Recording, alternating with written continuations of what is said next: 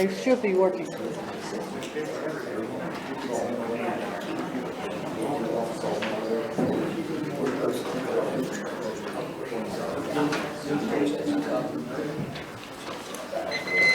Yes.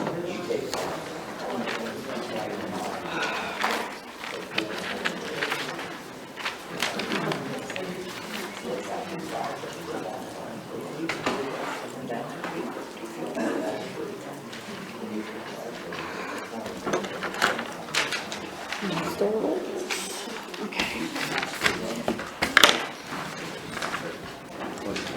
That's the council code.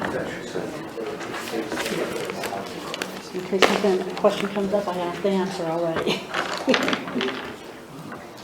Whenever you're ready. Penn Township Board of Supervisors now call our budget workshop meeting on December 13th, 2016 at 7:11 p.m.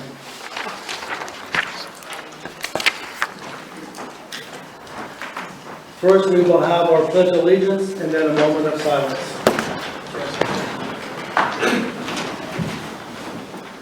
I pledge allegiance to the flag of the United States of America and to the republic for which it stands, one nation, under God, indivisible, with liberty and justice for all.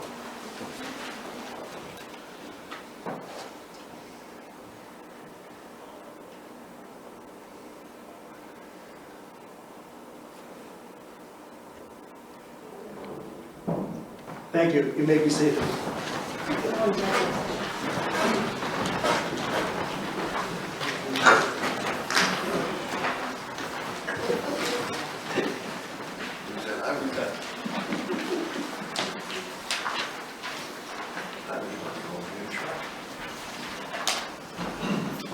What's your coming? Okay. I'd like to recognize visitors. Okay. Shade Weidlinger. I don't have any of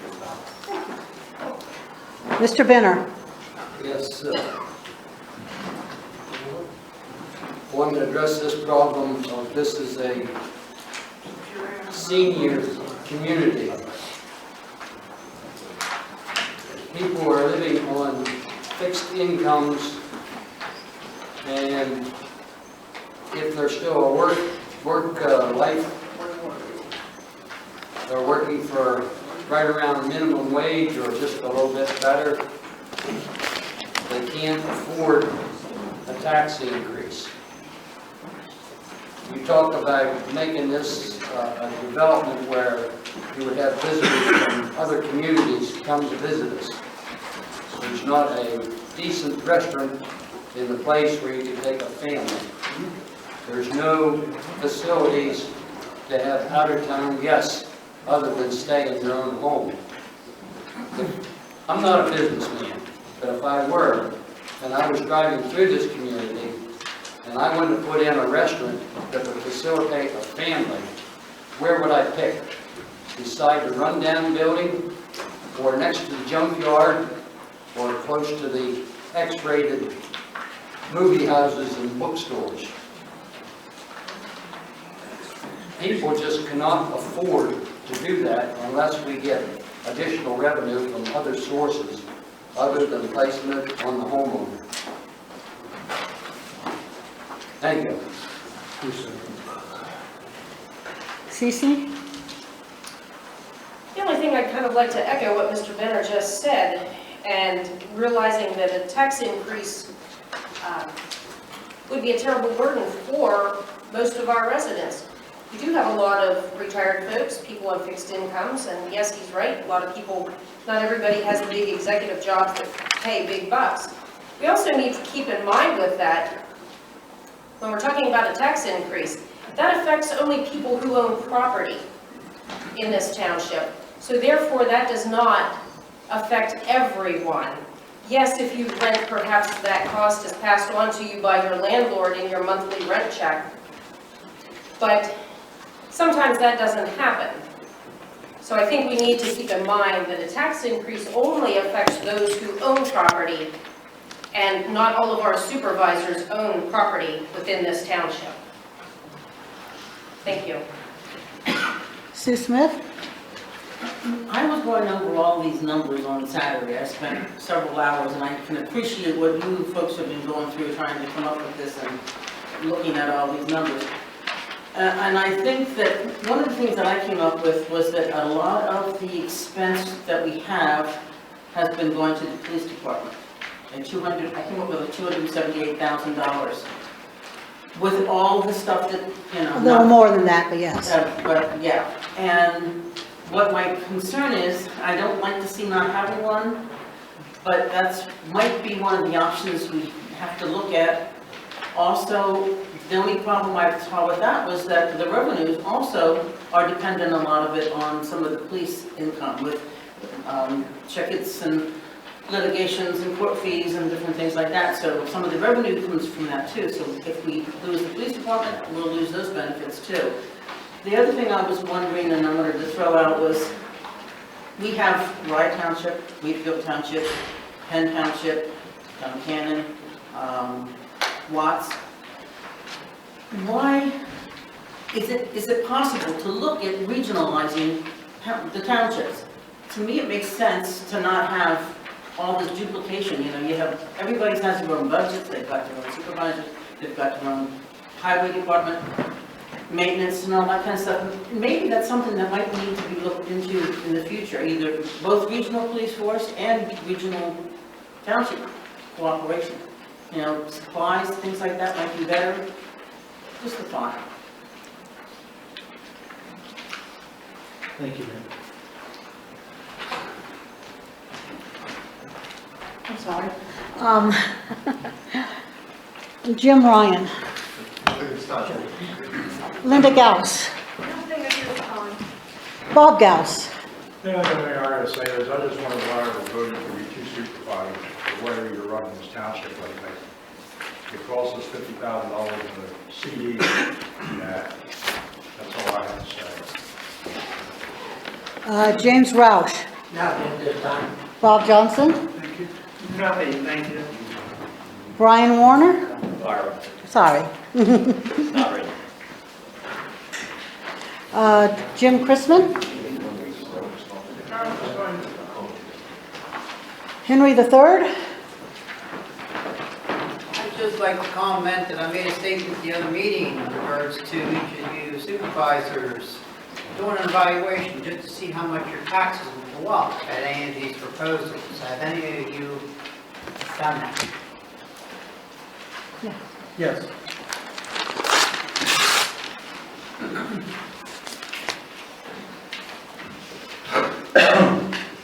With an increase to a 1 mil, it would be on $100,000, on $100,000, or per $100,000, it'd be $8.33 a month. If it was increased to 1.25 mil, No, that's No. a year. yeah, First number would of be the year. $100 a year. Oh, yeah, that's what I said, based on 100,000. I would say it would be $100 a year with up to 1 mil from the current And then the- 56.44, increasing it to a 1. Yeah. It would be $8.33 a month. Then if it was increased up to a 1.25 mil, it would be $125 a year based on 100,000. It would be $10.42.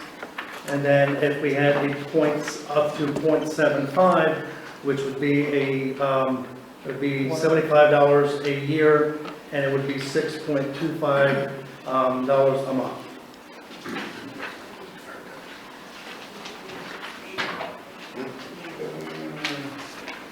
That's just the real estate tax for the general fund. For the fire tax, it would be the same type of figures. And 1 mil would be Correct. another, So with talking on the property tax, and it's up to, like I said, right now it's 6.44 mil. or 0.5644 mil. 563, what is it? Yeah.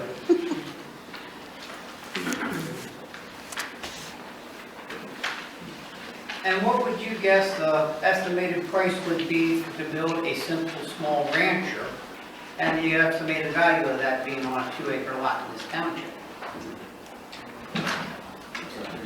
Well, For a brand new homeowner that's coming in here and building the simplest little house that they could possibly build, give me a price of what that real estate value would be. well, it depends on the neighborhood you're building it in. Build it in Penn Township. Okay, well, but the thing about it is different parts of the township, you're gonna look at property value will be slightly different due to the environment that's around it. So, Okay, take an average. okay, well, I'm not a realtor, so I would imagine a brand new home being built in the township, you'd probably be looking about 175,000, 200,000. With or without the property. Oh, that's probably with the property.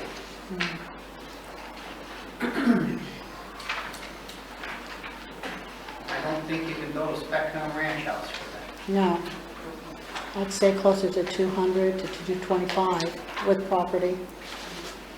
Spec home ranch is $110 a square foot. What's that? Spec home ranch is $110 a square foot. Real close. So basically, with that rough idea, just say it's 200,000. Everything you just given us, those rates would be twice that much in simple math for people that would be paying taxes on it. Okay? That's simple math. I'm sure there's people that have less, I'm sure there's people that have more in here. And then I'm sure they also got a school tax, which I understand is probably gonna have more structures with that coming up, okay? I'm just explaining that this does have an impact on the community, as well as the supervisors that own property in this community. They need to be observant of that too, okay? That's all I have to say at the moment. Stanley? Not right now, sure I will later. Lee Wright? That $100 per 100,000 that you're talking about per year does not include the fire tax, correct? No, that was just for real So that's estate. just half of what the increase would be here. Correct. Correct. So if we had a $200,000 home, we're looking at $400 a year.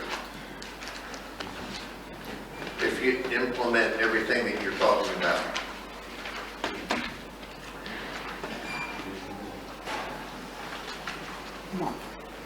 That would be, yes, it would be $33.33 a month.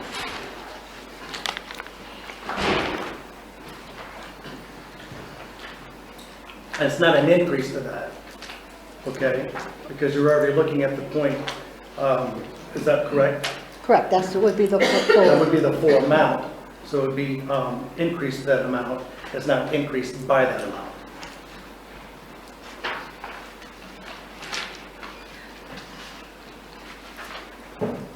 Second question, Helen, did you advertise for a police chief? No, I have not. I've not gotten the job description for it, not the the advertisement for it. And we have to decide. But you basically have to wait to this meeting, Have to wait for this meeting.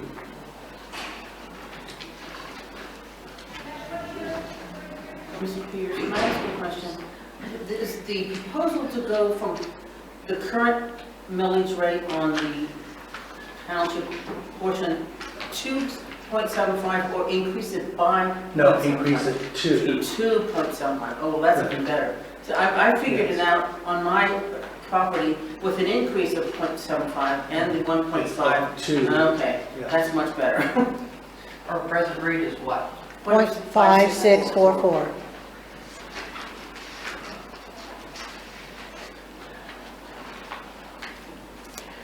Anything else, Lee? no, thank you. Okay, Craig? I've got nothing, thank you. Jody? Anyone who wants to talk to, did not sign in. I guess not. Okay, is that all for this? That's all that's listed.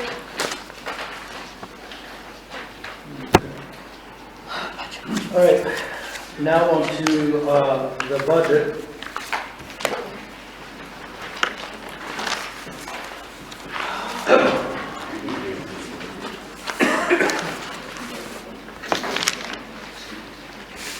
The proposed 2017 budget, we're looking at 4 different areas. Which one are you going to do first, revenue, expenditures, or one or the other? Capital reserve, liquid fuels, and park and rec has not changed.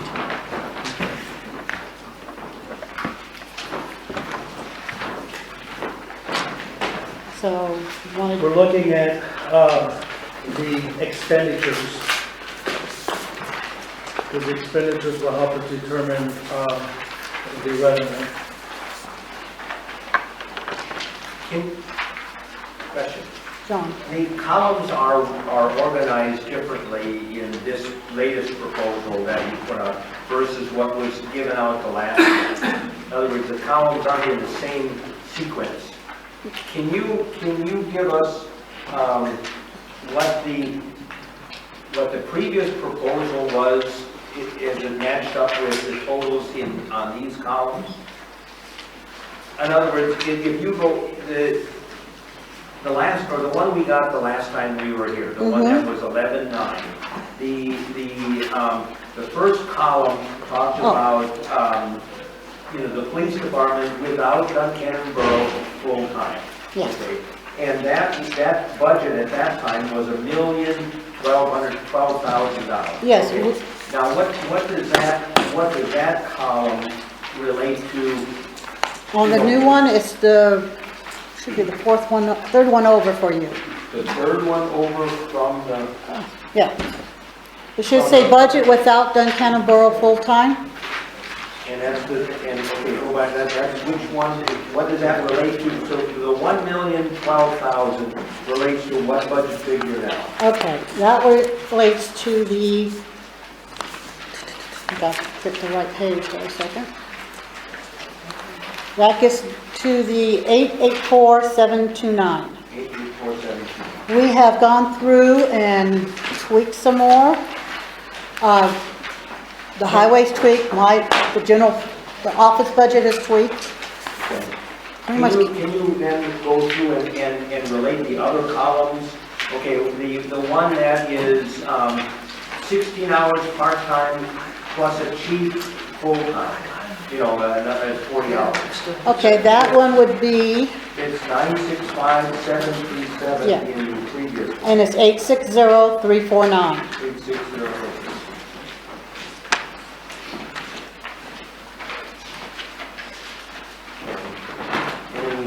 We have the one that is with the chief working a full shift. Okay, that one is now 847429. And then the one with an administrator is 843709.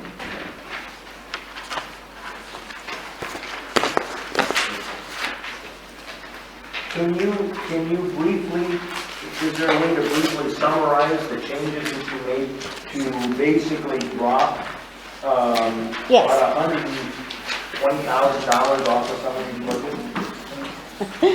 Yeah, we did some talking. Okay, 404 310. 310. No. Which is 310. 31 in the current budget. 401. 403.31. 31, yeah, I'm sorry. I'm just used to putting the 3 numbers on the end. Legal services general, we dropped $5,000 from that. We lowered that 5,000, just because of what we do know what's going on and what we were able to drop that. 430, and I'm sorry, I'm going to be dropping over places here. 430, 143.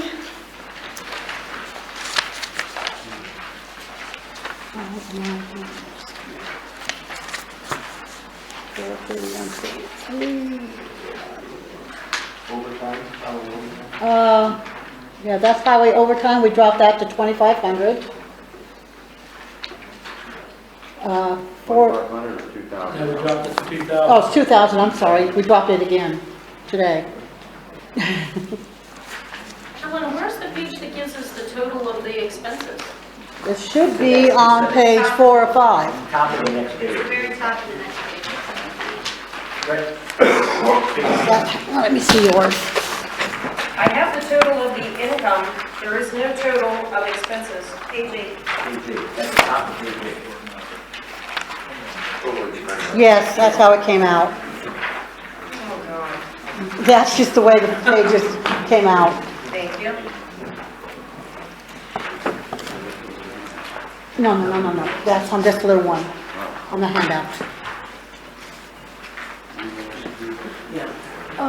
Let's see, 430, 740.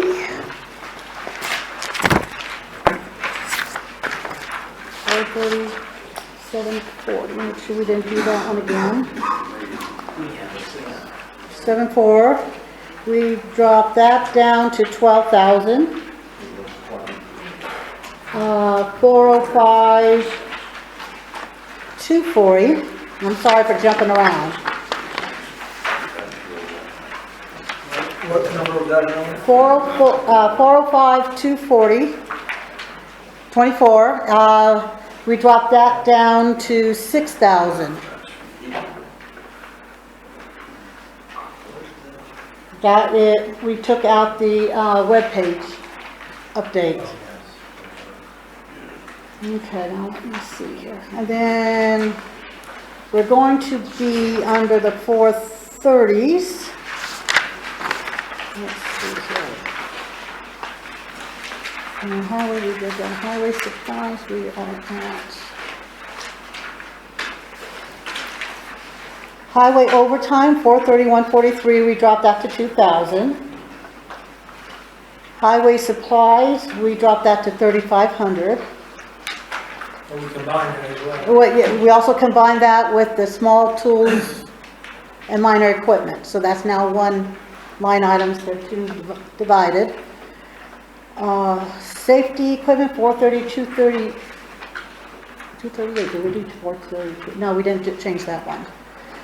Garage heating, we dropped that to 1,000. We have not, we've been lucky and we haven't had to buy a whole lot of fuel, and we just filled up for the winter. So, as you can see, we've only spent $493, so we lowered that. Highway communications, we got a new cell phone plan that's under CoStars. That's saving us money, so we were able to drop that down to 1,000. The garage, 430, 362. The electricity, that's 1,800. I don't think that dropped. No, that didn't drop. Sewage, we put that up a little bit. We got the new numbers today. So that went up,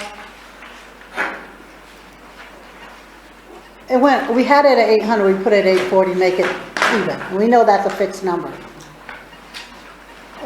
Trainings, we dropped to 500. 430.74, we dropped the purchasing of equipment, or machinery down to 12,000. Snow and ice removal contracts, we dropped that to 1,000. Snow and ice supplies we left. Street. We dropped it from 15.3 to 13. Okay, 13. That's the anti-skid and salt. The new anti-skid, Pardon? the new style anti-skid that you gotta buy now. Yes, yes. Unfortunately, that we have to buy for a lot more money. That made prices, that made costs go up too. Yes, that did. Yes.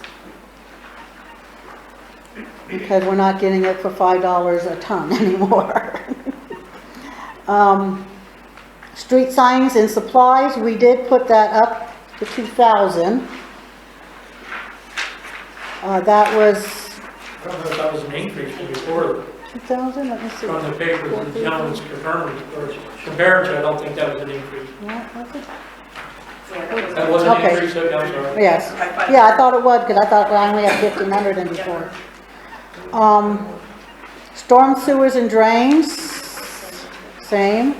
Tires are 2,000, I think that's the same, Yeah, that's, yeah.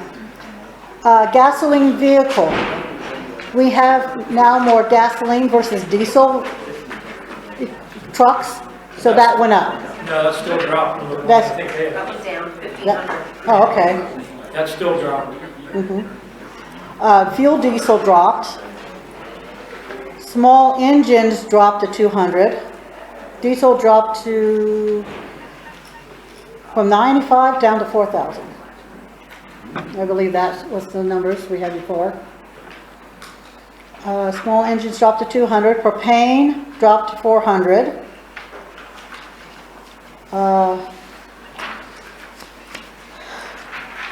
Diesel for the fire company is at 0 unless that changes due to discussions regarding fire taxes. The authority, we left it at 300. The park and rec, we dropped from 300 to 250. Vehicle lubricants, we brought down to 500. Vehicle repairs and maintenance, that one dropped, didn't it, Kim? I think that's the same. Okay. That's his. Guide rail, we have it at 1,500. That's That not- dropped. That dropped, okay. Inspections, we dropped that from 500 to 250. Equipment, machinery, repairs and maintenance is now at 2,500, but we also eliminated equipment, machinery, maintenance. We combined two to one.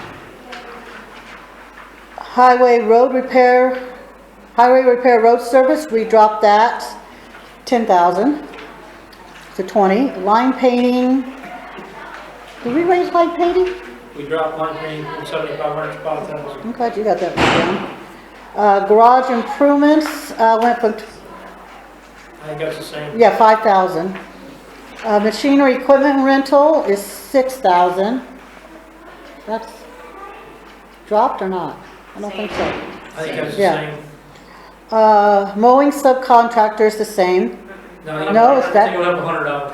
Oh, They charge about a mile, and I think it goes up, I think it's going up $5. That's the reason for the $100 increase. and then we had combined highway building repair and maintenance with, where is that one? Garage improvements. Mowing subcontractor.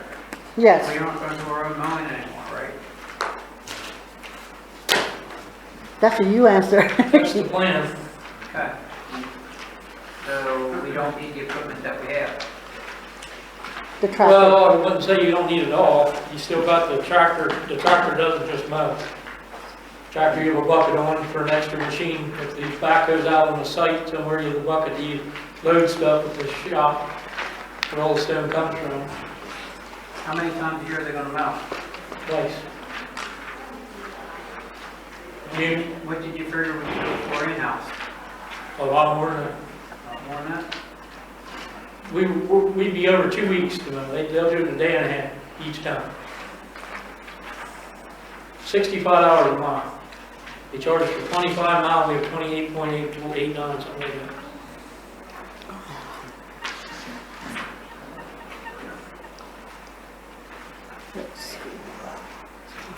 Nice part about that is when the motor broke, when they were here and the PTO broke, expense wasn't on us. It was, we just went about a different business. When they got back in business, we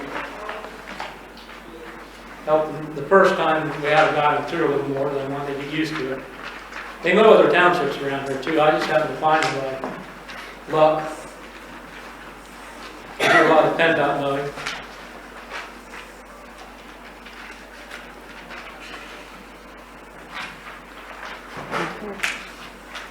The medical, dental, vision, and HRA insurance, that actually went up, but then I did the actual numbers that we're paying now. Now, under the 487,156, that is now 4 people, not 3. And then you have under the police portion for 1 person.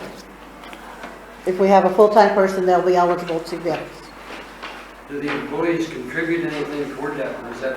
We do, under the dental, the township only pays for the employee. If you want your family on it, you have to pay for it. But the employee pays nothing for themselves. No.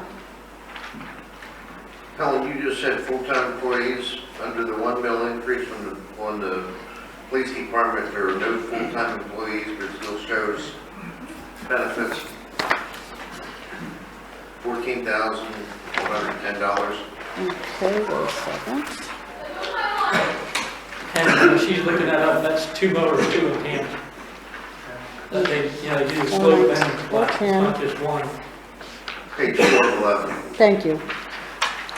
Okay, well, let's see here. That is 14,156.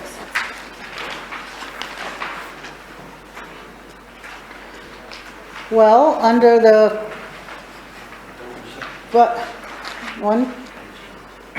that's not, there's 410,156. Under the first version, Under the 1 mil.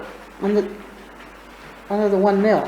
You have 3/4 of a mil, 1 mil, 1.25 mil. Yeah, but the 3 columns. medical and insurance would not come out of revenue. If you're coming across the 3 different columns, I Yeah, understand why you have it under 3/4 of a mil.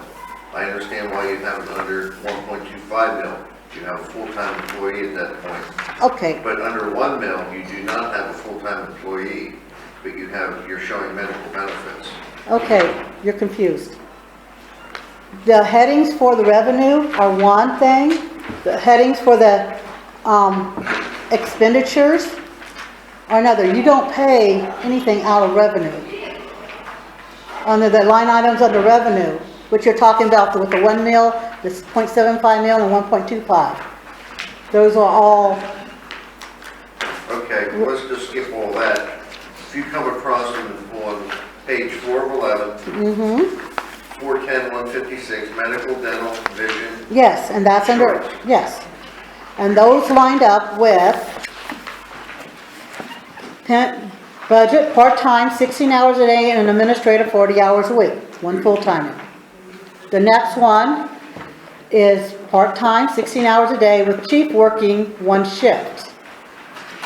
The chief would still be 40 hours, correct, gentlemen? Yes, okay, so you still have a full-timer. Under budget without full-time, you have a full-timer. And then under part-time, 16 hours plus chief working 40 hours a week is still someone full-time. All 4 options for the expenses has a full-time person in the police department. Where's the full-time person in the next to last column? With the budget without counting full-time, that would be, let me get down there.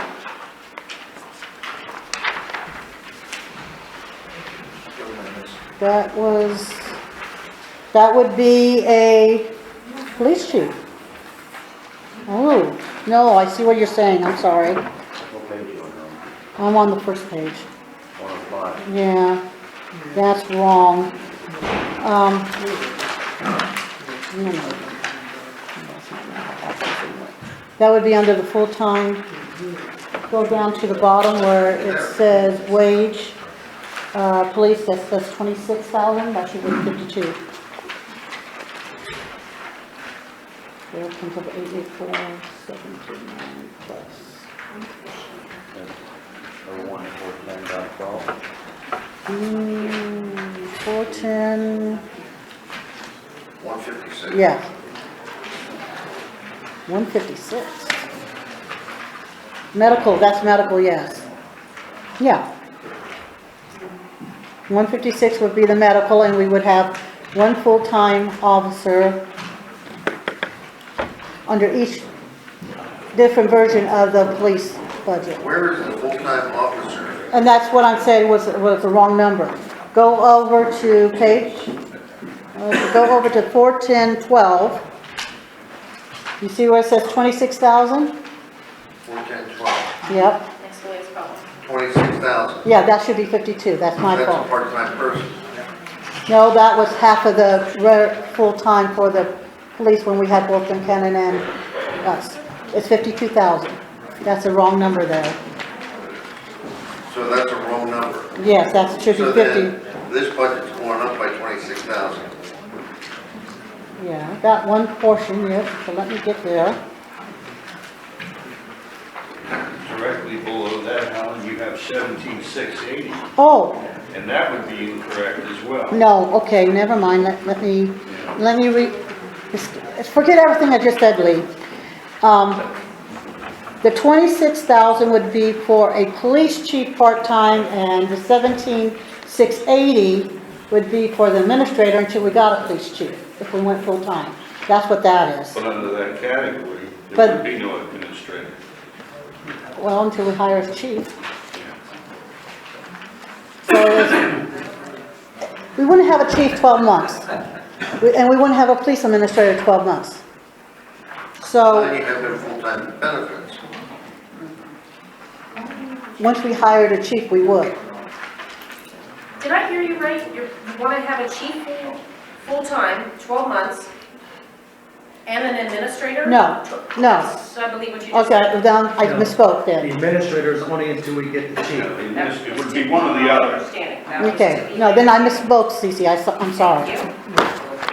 But once we get a chief, the chief would be full-time, he would be eligible for benefits.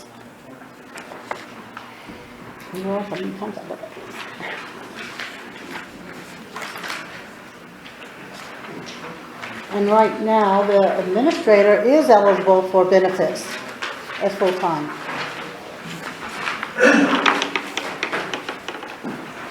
See the way we're looking at, we're paying benefits.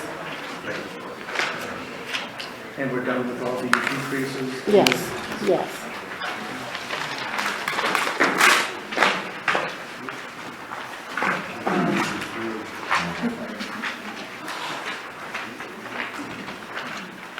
So that's still, that bottom number still stays the same. Question I have for the 4437, top of page 7.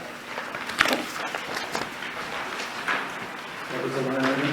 437, which one? Very top one. Oh, 246, diesel fuel. Yes. Yes.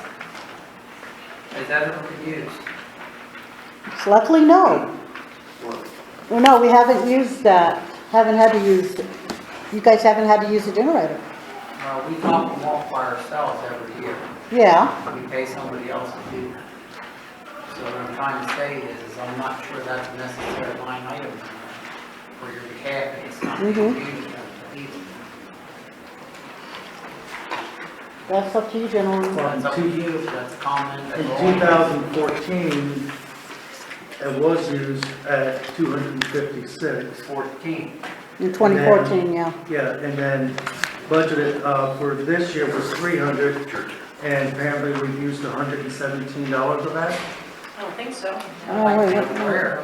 PTMA, Oh, wait a minute, I'm sorry, looking at the wrong line. yeah, no, we haven't used any, 117 was park and rec, or lubricants. I mean, I appreciate that in regards to the municipal authority themselves, Mm-hmm, but I think the problems and the headaches of going around and servicing and taking care of, leaving servicing and maintaining everything other than the emergency generator that is mandated okay, down yonder, which Mhm. is, if I'm not mistaken, that is a gas generator, am I right? You know, I'm not sure, we never had a fuel, we've been starting to make sure it's, you know, charged and ready to go, but it fires in case you need it. don't worry about it, I'll fix it. Yeah, I never had a fuel, so never checked it. Okay, I think the diesel fuel is for our on-site generators that we have at present, Okay, and it's just topping off, and we've been taking care of that on our end. So, am I right, Cece? Yes, you are correct. so you want to eliminate that line item, or?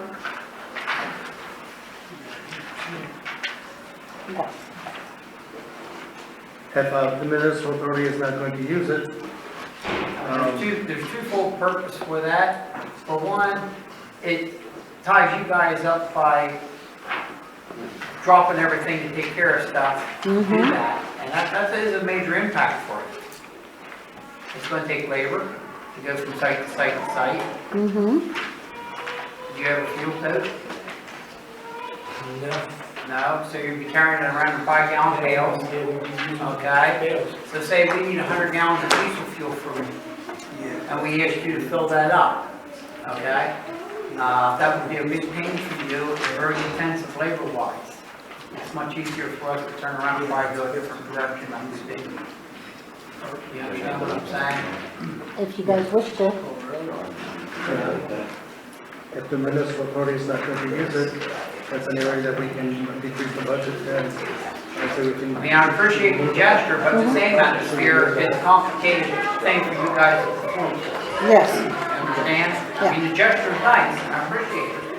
Same atmosphere, I feel impacting you folks above and beyond what's needed. Do you agree with that, CC? I do.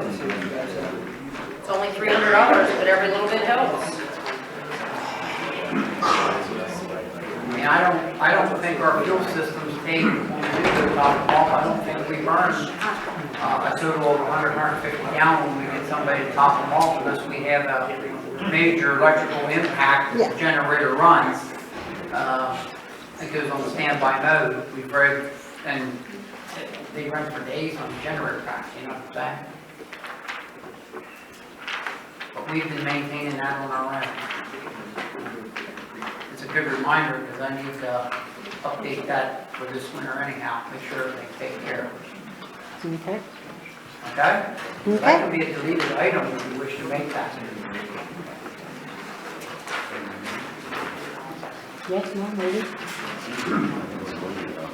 Well, I'm going to remove it from the budget, but I guess we can remove that from line item. Is that something we want to do now?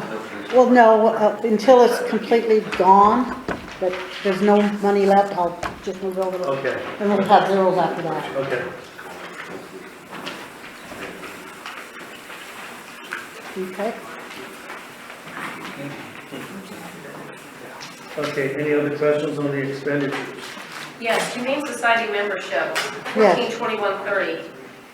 This year so far, you've only spent $607, Yes, and we're projecting the same as before with $2,500. yes. Is that realistic, or could that be cut to like 1,000? Well, we have to pay for the police and the dog catcher if they take any dogs from our township down there. So that's, part of it's that.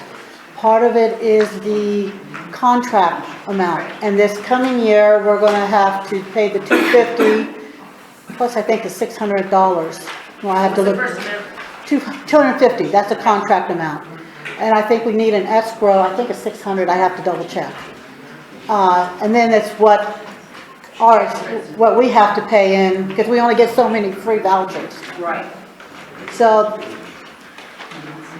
this year we've been real light, other years we've been heavy. So it depends.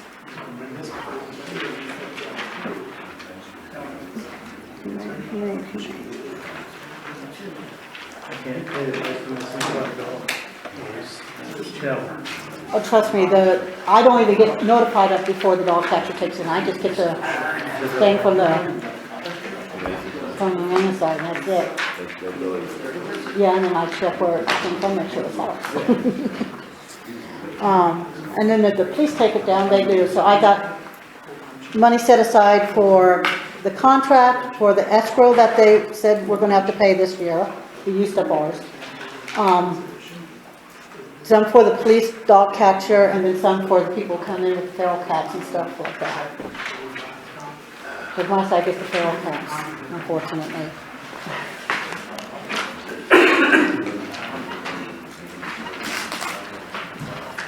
Okay, so looking at those, is any further questions referencing to the expenditure lines? One more, Brian. there's two different budgets that were handed out. The first one, where The everything. first one had some stuff cut off. Right.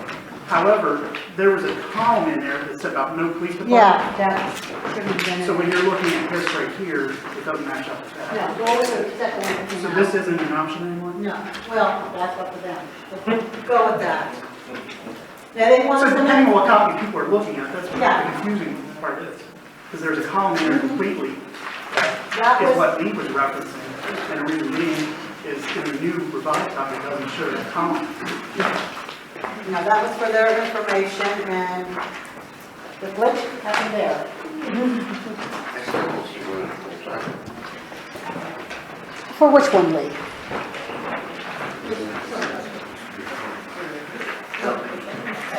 What time of this, that's, oh, see, this is wrong, this is only for the revenues.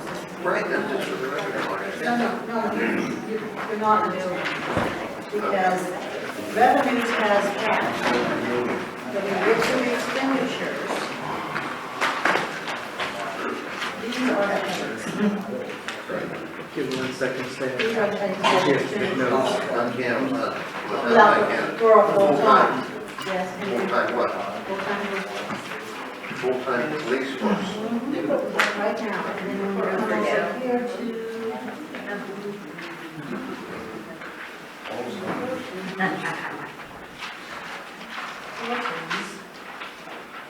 Okay, so that's showing it there, and then we are looking up here. We have a police chief, figuring 3/4 of the year, and then we also have an administrator until we get one of those are the two positions.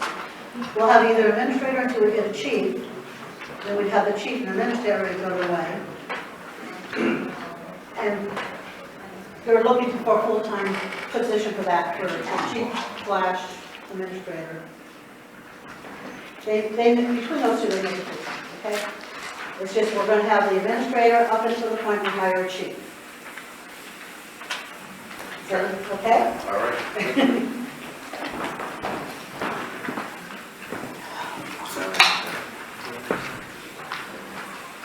Okay, Stanley? Under the expenditures, 35, 430.74, 35, 245, What's the line item again? 35.430.74, page 911. Oh, you're in a different budget. Okay. You're in the, 35 is liquid fuels.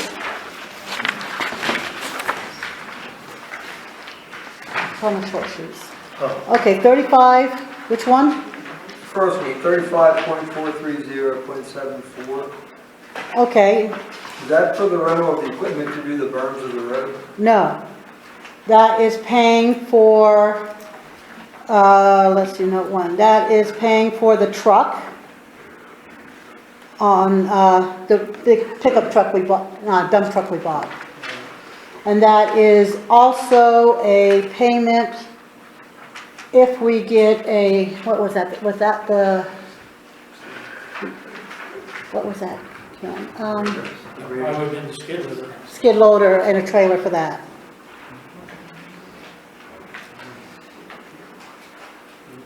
So that's the purchase of 2 new equipment. Okay. A payment for equipment we already purchased and a new piece. 2 pieces. Underneath that roadway surface seal coat, 22,000, what road are you looking to seal coat? Seal coat, 22,000, that would be your tar and chip. That would be for Watts, tar and chip.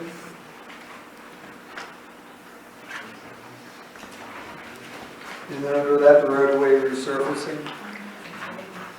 That's paving. That can, right, when that number was created, it was for Watts paving. However, I think you were at the other meeting where we went over a possible change in the paving plan. Correct. That number can remain the same, but can be used, just because it's out of liquidated fuels, and there's a lot for Watts paving, it can be changed to not to be paving, it can be tar and chip, it can be a scratch and level. We got to scratch and level everything, regardless of what we do, we still got to scratch and level, but we can tar and chip over the scratch and level. that can be carried on to Sawmill, which was already in the schedule for 2018 at half of Sawmill and the other half in 2019. So that can be just moved. And you could do repairs, scratch and level on Sawmill and tar and chip half of Sawmill, instead of just doing one road Watts. Okay. And there still would be, by the numbers, even by the numbers working with Rick Levan with Penn Twp's guy, there's a cushion in there for tonnages. You could still do a small road, you know, somewhere. You could still have enough to do pick a small road that's needed and do the same thing. Maybe 210. Thanks.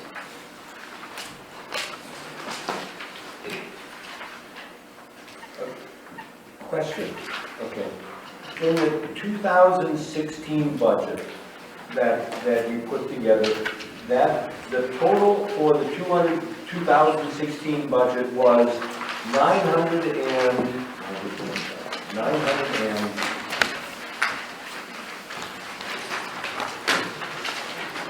66, 769. Yeah, okay. And in 2016, you projected revenues of only 727,000. Yes. Okay. So you end up balancing the budget by bringing in money from the general fund. From the CDs in the general fund, yes. Okay. Now, you haven't, in what you've presented so far, in the last couple of meetings, you've not really shown what you're proposing to transfer in from the general fund. That's because I don't know which revenue they're using. I don't know which expenditure they're using. So if I did that, I'd have, this thing would look a lot bigger. Well, yeah, in other words, but on the other hand, we have, right now we're showing, when we look at our expenditures, we're showing our expenditures much higher than our revenue. I understand that. Now, and so the idea is that we've got to bring expenditures and revenues in line. Okay. Now, previously we did that by taking money out of the, by basically showing the balance that was in our CDs, and we balance that budget. Okay. Before we approve we consider any sort of a tax increase at this point in time, we've got to consider how much are we going to be able to transfer out of our general fund CDs just to balance the budget. Oh, I know that number. It's 207,000 is what we have to do that. So essentially what you'd be adding would be once we go to revenues, we could add as much as $207,000 to balance the budget picture. They have that information, so they can decide what they're going to do. Right. Until I do that, I'm kind of... No, and that's, I mean, what I've been trying to do is reconcile the, what we're showing as a relatively high budget item in terms of expenditure with a relatively bleak revenue, picture on the other side, which is somehow being used to justify a tax increase. Now, my question is okay, how much of that is real if we haven't even brought in this transfer yet? No, those aren't the numbers, it's on the revenue page, remember? Correct. Yeah. Correct. Well, no, I was just looking at, if we look at this year's budget versus last year's budget, we've skipped the budget down to that we're actually underneath that line 1 where it's the budget part-time 16 hours plus administrator. That's line 1. Okay. This budget over last year's budget, we're actually we've come underneath that 120, roughly 122,000. Okay. And then looking at option number 2, again, we have to decide what are we going to do, with these options with the police department. But we've been decreased the budget compared to last year by roughly 123,000. And then we go on and look at the line number 3, under the budget with Duncannon Borough full-time. You know, we're actually coming underneath last year's budget without any carryover, but we're looking at about, that's going to change a little bit with the figures. That'd be only 300 smaller.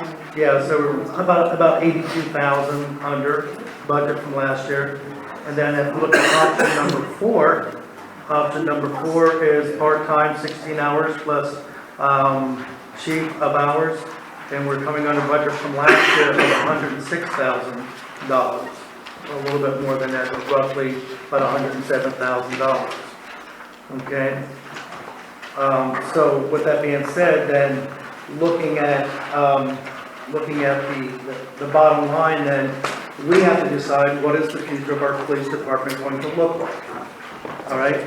If we go with option number 5, which is a no police department, we will actually come in under budget from last year, what proposed last year. We're actually roughly 377,000, okay, being cut out of that. So we would be looking at right now expenditures of roughly 5,800. 589,000. Yeah, $589,750, roughly. All right, so that's without a police department. All right. So, and that would, if we're looking at that figure without a police department, we would have to carry over $11,288 out of the CD to balance the budget. And that's without a police department.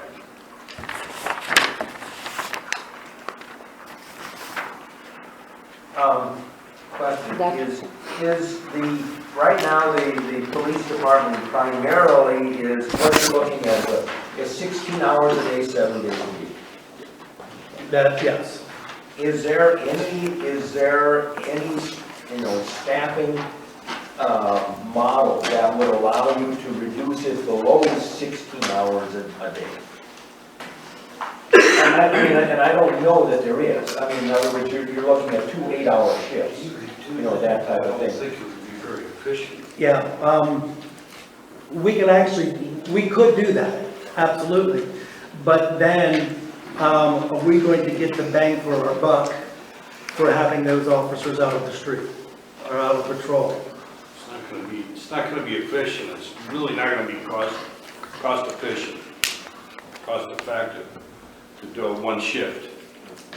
Well, you wouldn't be one shift. You would be a 1 3/4 shift. In other words, using rather than going 16 hours, having 16 hours of coverage a day, you might drop it down to say 12. And in other words, what I'm saying is there a way that since the police department is our biggest expense, is there any way that we can adjust, and labor within that police department is the biggest expense. So is there any way that we can, shrink that part to get us closer to our budget? And from a staffing standpoint, and I know that that's not, we've already accepted the fact that we're going from 24/7 down to 16/7. So we're losing basically one shift.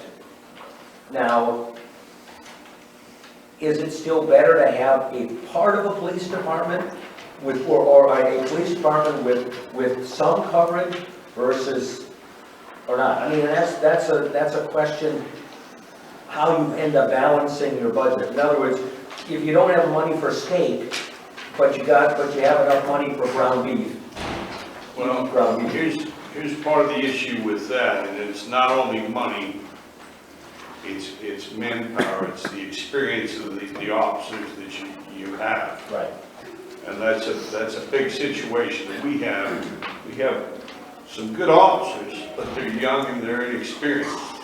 And offering them only a 4-hour shift in a day. And bringing them out even if you were to bring them out for a 12-hour shift, they're out by themselves. the young kids, they're inexperienced. That would be something you'd have to take into consideration, as well as the financial end of it, along with it. And there would be a lot more than just a financial situation. That too, and you've got one officer out by himself for one day. That's another problem you have to deal with. So it wouldn't only be the financial burden or the financial end of it. You'd have to take all those other things into consideration. I don't know that it would be worth it. I don't know that it would be cost effective. I don't know that the manpower that we have would be suitable for that type of thing. But honestly, I have not looked into one shift a day myself, so. You would still have a full-time police chief there too, though. In other words, right now, you basically have, your budget is based on well, one of the budget options is a working police chief and then somebody working, part-time, 8 hours a day. Well, that's actually under the second budget, the part-time 16 hours a day with the chief working one shift. That's what that is. Right. You would have a full-time chief working one shift, and you'd have one patrol officer working a second shift. So you'd still have two shifts covered in a day. Yeah, 2 shifts covered, right. But I was thinking, when you were talking about an officer 12 hours, you would have some double coverage. Well, yeah, so then, but that doesn't work. That doesn't help. That just costs more, right? Okay. Ellen, Yeah, you had one single officer a day versus these two, same difference there as far as that. And what that would do, that would just move the millage to 0.75. We would still have to transfer $168,967 over to balance the budget. Yeah. And well, I mean, there's a difference, you're looking at a range of real estate tax increases. And so whatever you can do to bring whatever that increase down is what, But I understand. In other words, the ability to keep somebody on, even a part-timer with only 4 hours a day, you're not going to do it. Well, and prior to 2010, when things shifted, 2012, when things shifted, we had 3 part-timers working. We had 2, we had 3. We had Paul Schaefer, and then we had Alan, and, ended up at the end with Pickles and Cliff. Paul Schaefer was on, and then we had a couple other extra coming in every now and then. Not all at the same time. No, not all at the same time. No, correct. So you had about 96 hours a week, About approximately that. regardless who it was. Because Paul would work during the day and someone else was on, Paul will work during the week in the office. And then at that time, Pickles and Cliff at the end were doing the patrols. Not 24/7, but between the two of them, they covered the week. And they will pay part-time. Not Paul. Not Paul Schaefer. He was full-time. What about before he was around? What did we have? Before he was around, we had Alan, who was full-time, and we had, who was that last one? Well, Richards came through, we had a lot of them, they didn't stay long. We had basically Alan full-time and a part-timer. And before Alan became part-time? Before Alan became full-time, we had 3 part-timers. The chief was part-time, Gary Schaefer, and then Alan and Steve were part-time. And worked approximately how many hours a week? Generally, they had an 8-hour shift each week, each day, spread out? Pretty much. Okay. But they only did 32 hours each week, each one of them. So however Gary scheduled them. Right, it wasn't 24/7, no. No. I'm mean, that's an option that we ought to consider too. Taking it back to that level. I mean, we're looking at keeping things restructured to a point that everybody somewhere along the line are full-time personnel is. 100% full-time. Well, at this point, with myself as the administrator, we have myself as a full-time, and there's no one else down there working full-time. They're working part-time. Everyone down. I understand that, but years ago, Now, we if did you were, have part-time. if you were to cut the administrator's position and just work 2 shifts, you need somebody in charge. So that would take up 1 shift, and you'd have another part-timer. You could split the shifts. In other words, instead of 7 to 3, 3 to 11, 11 to 7, you could work them 10 to 6. Have them come out at, 6 in the evening, work 2 in the morning, that type of thing, and vary the shifts differently. But then again, what you gotta look at too with that is that they're not gonna be out on the roads, that whole shift. Because they're still administrative, they're still entering the data in that the state requires, there's still training, there's still all those other things. So we may skinny down to that, but then they're not gonna be out on the road. They're not gonna be out sitting along 11 and 15. There's a good 4 to 5 hours, 4 hours a shift they could be doing administrative work if you get somebody in here on daylight, maybe more than that. When you talk about the paperwork that has to go to the district justice's office, running to and from the DA's office, taking care of that, the paperwork end of the job, you can take up 4 hours of the day easily if you wanted to work 2 shifts. So, but, I mean, there's different ways to look at it. I tried to include several different ones here.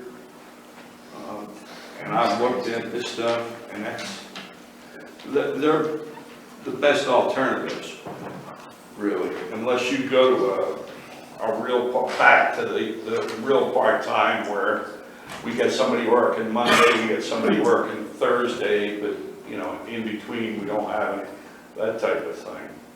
I think it's something we ought to consider. I'm sorry? I think it's something we ought to consider. It seems to be a big issue on the expenses. The Alderman of Surprise is what gives you the protection options, so they work on random swing shifts. Nobody knows when they're out there. It used to happen before, and I can tell you what, when you least expected them, that's when they were there. It was a good feeling. I can tell you. You can work different shifts, yes, you can. But any budget you look at, any municipal budget you look at, a good portion of it is going to be public safety, whether it be fire, police. I haven't seen a budget yet that the majority of the budget isn't related to public safety. And that's the problem you run into. And if you look at a schedule and you got a guy working Monday, you got a guy working Thursday, you got a guy working Saturday, you can do that. How cost effective it's going to be in the long run is another story. Because you have to bring in some experienced officers that know what they're doing, that can go out and do it, that are used to doing it. And they're not going to want to come in and work for the money that we have to spend for them, quite frankly. So that's something you have to concern yourself with too. And what is the pay of a normal officer at the present time? I'm sorry? What is the pay of a normal officer at the present time? Where are we talking, normal officer? East Penn's probably starting here. East Penn's probably Right here. If they're on probation, it's $15.50 an hour. Once they get off probation, it's $20 an hour. $20 an hour. Yes? 17. No, that's gone up. Every year they did an increase, dollar increase. That was when they first started. It's $20 an hour if they're off probation. $20 an hour to stop at Sheets and go back to the one. That's pretty good pay. You shot at, Yeah. potentially. What do we use, what's the Pennsylvania State Police for? What do we have them for? Why do we pay them? Well, We don't pay the state police anything. We don't pay, so they work for nothing. None of No. our tax dollars go for the They state don't- police. That comes out of our state income tax. Then whatever the state revenue is, they pay for their budget. But we have state police. This is the only township that has a police force. No, wrong. To the borough of Marysville. The borough, yes, Okay, borough, yes, Yes. the borough. okay. And then also in the making right now, And we're worried about what they're doing in Duncan, and they're not giving us anything. no, we're not worried about Duncan. Not anymore, no, but we were, Correct. We had a contract with them. yeah. And now they told us to hit the road. But we're still supposed to pay all those officers. And we're still supposed to have all those vehicles and pay for all that gas. Now, if this was run like a business, it would be out of business.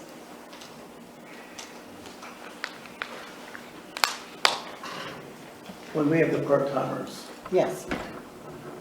did they have other occupations? Were they retired? Were they? No, they had other occupations.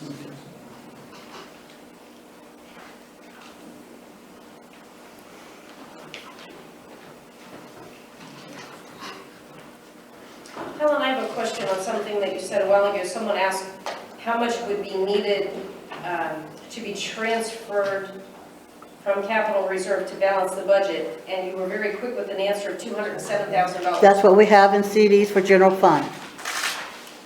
Right. So I took all of the expense amounts. Mm-hmm.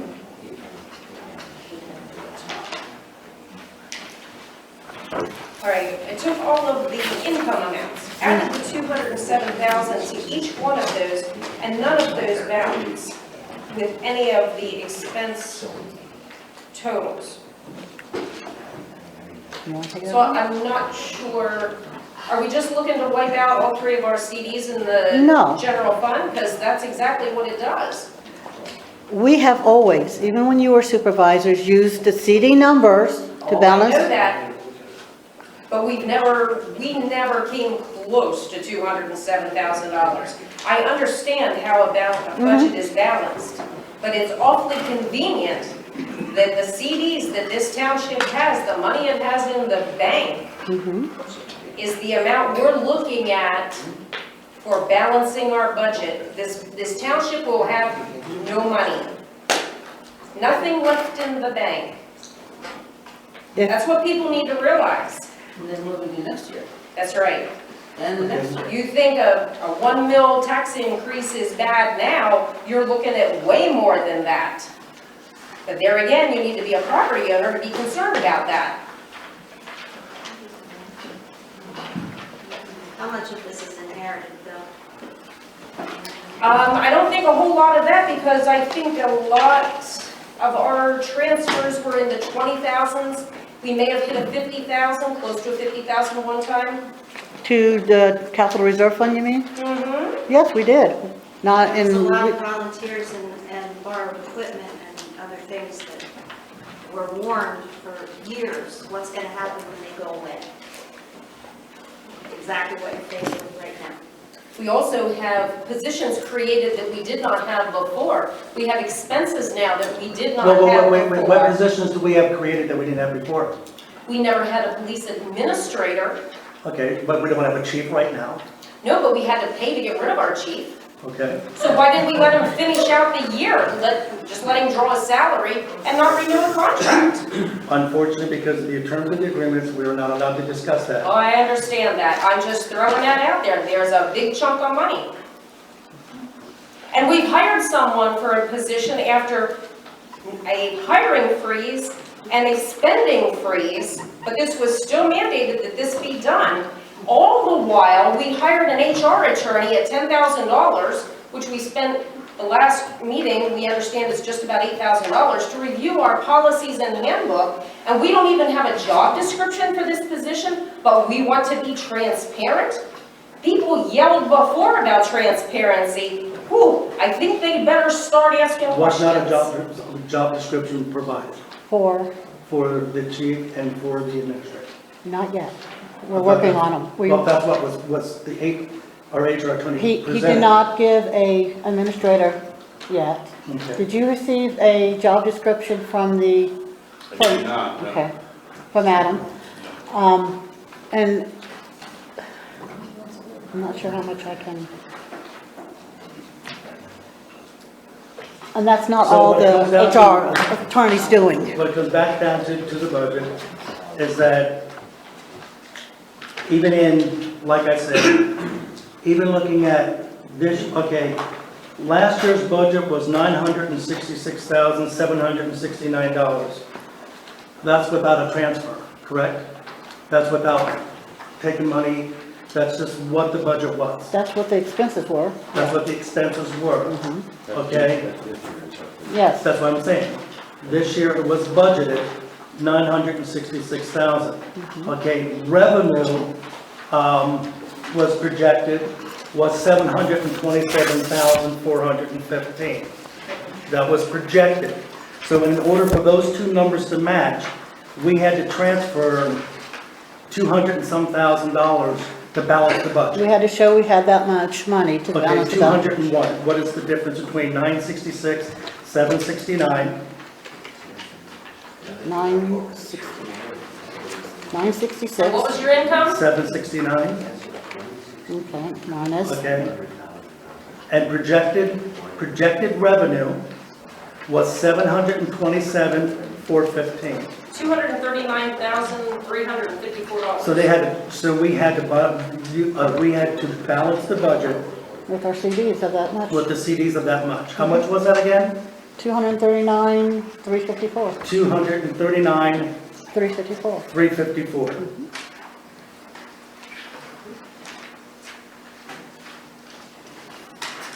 Which still left you some money in the bank, because this year you cashed the CD. Okay. Not But much. there are other CDs, correct? 207 is all the general fund CDs. All the general fund CDs. Yes. Okay.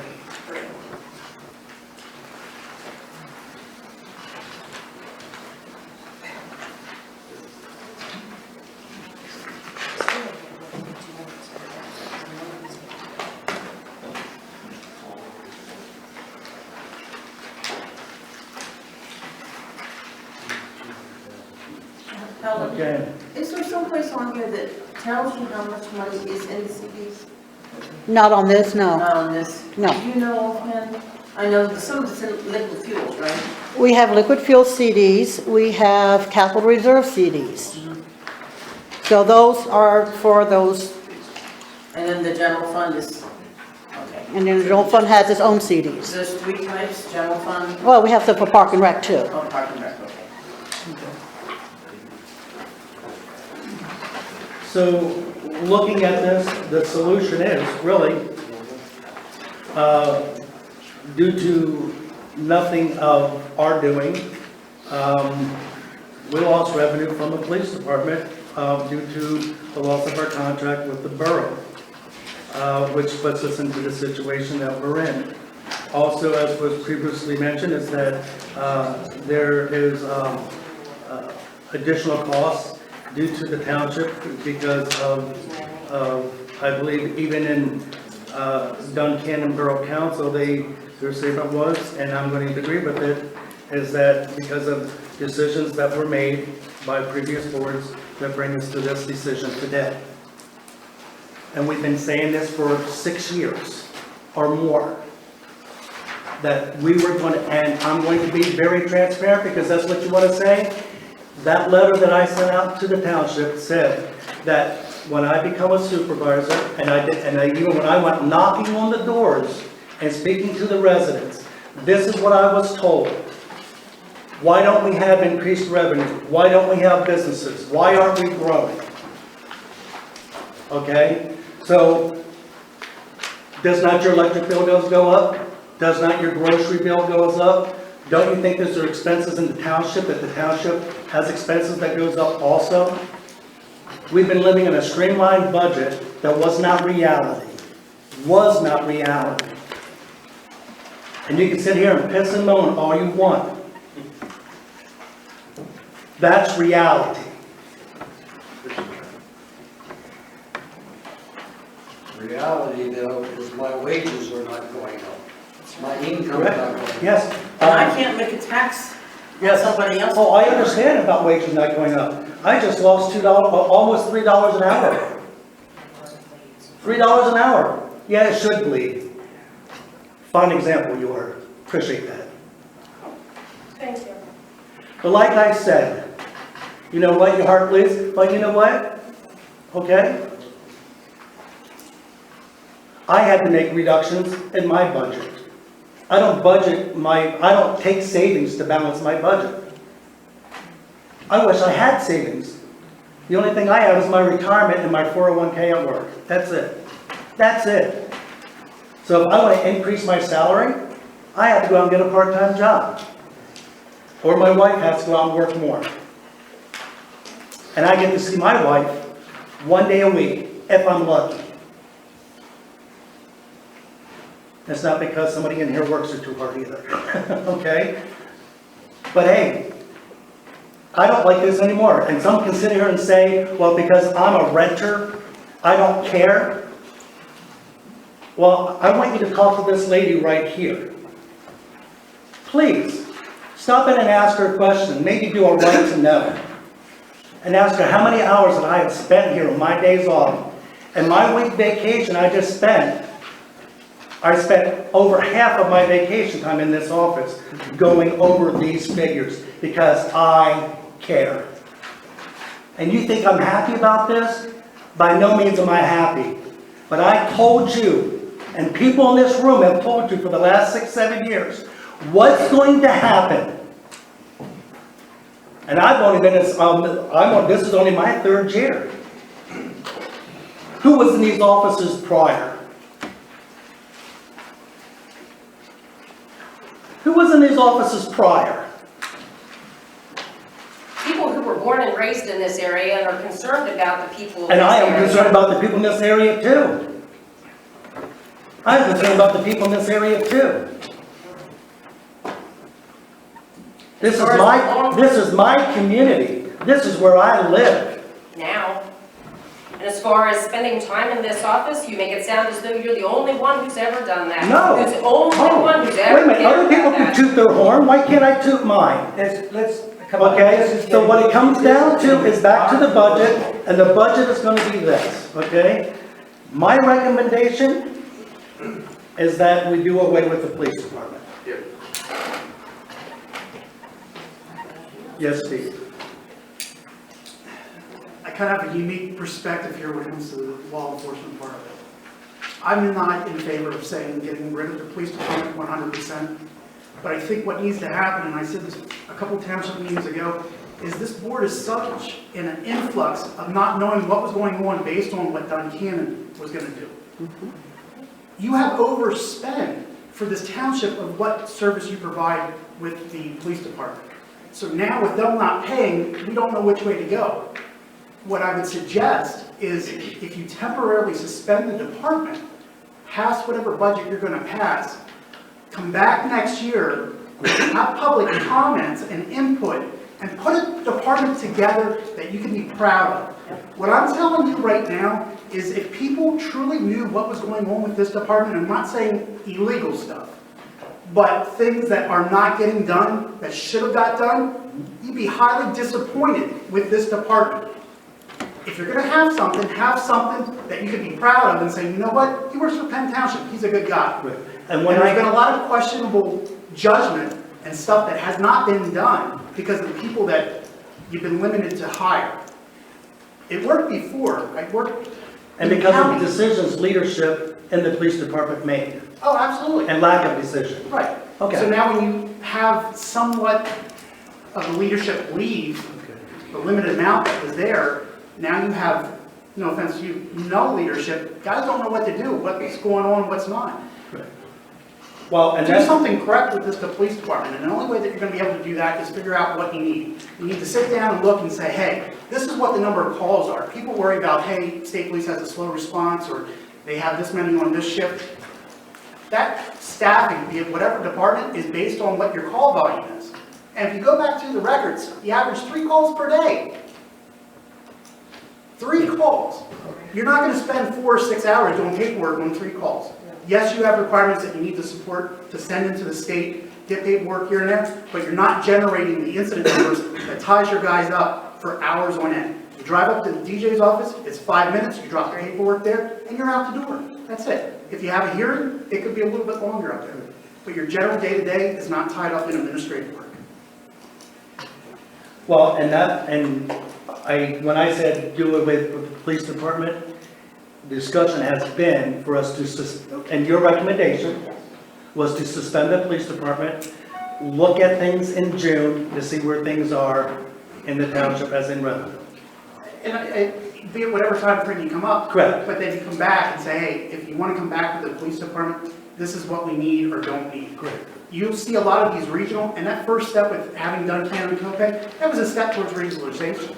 The problem that you have is your cost for police department is going to go up yearly. It's a given, but your revenue is not going up. Correct. So in the beginning, you get grant money that pays for those costs. Once that grant money dries up, now you're stuck holding the bucket. You don't have the money there, and that's what's happening here. Correct. And you're absolutely correct. And the thing about it is that if you would look at the 2010 census, you're looking at Perry County is declining in citizenship, declining. And by the year 2030, roughly, maybe I shouldn't quote exactly, but we're looking at, in our community, 65%, 65 and over. If Okay? you drive around, I mean, you can notice the lack of new construction. Correct. The lack of, there's So not what do we, businesses so coming what up. do we need to You don't do? have the I keep services. hearing from everybody in the room, from different people saying, what are we doing to find other ways to bring revenue in? Okay? You know, what are we doing to increase, how do we strengthen our community? So we have to grow. You know, one of the things I was looking at, I've talked to Helen about, you know, is there a place in the township that we own land, out here in the parking lot, where solar, maybe we can bring in solar panels, sell the electricity back to PP&L, where everything, all of our electricity bills go away, anything made off of it comes back into the township.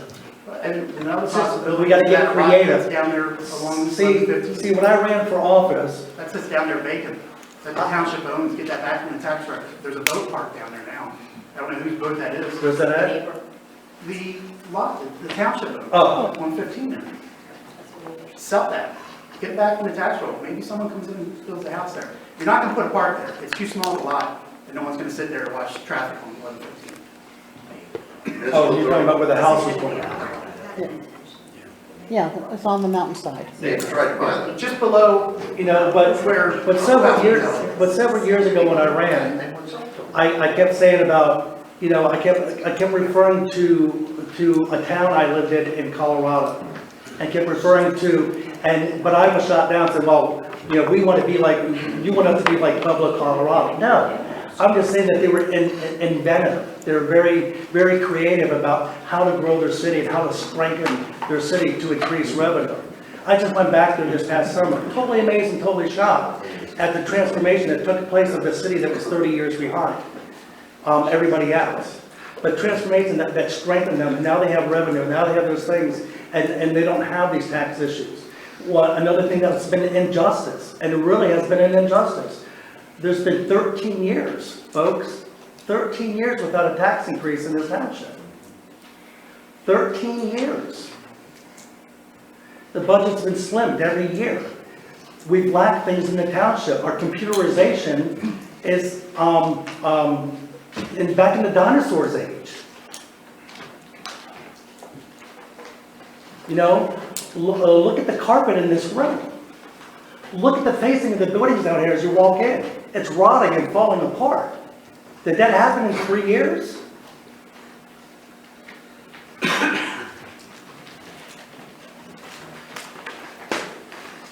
We're in a tough decision, and I don't like it any more than you like it, and I don't. And you can sit there and think whatever you want to think, or muller, or whisper whatever you want to whisper. My suggestion is that we suspend our police department, look at 2017, see what happens later in the year. But there's opportunities in this township. There will be opportunities in this township for us to strengthen it and grow and increase revenue. There is opportunities coming. What's your assessment of the downside of that action?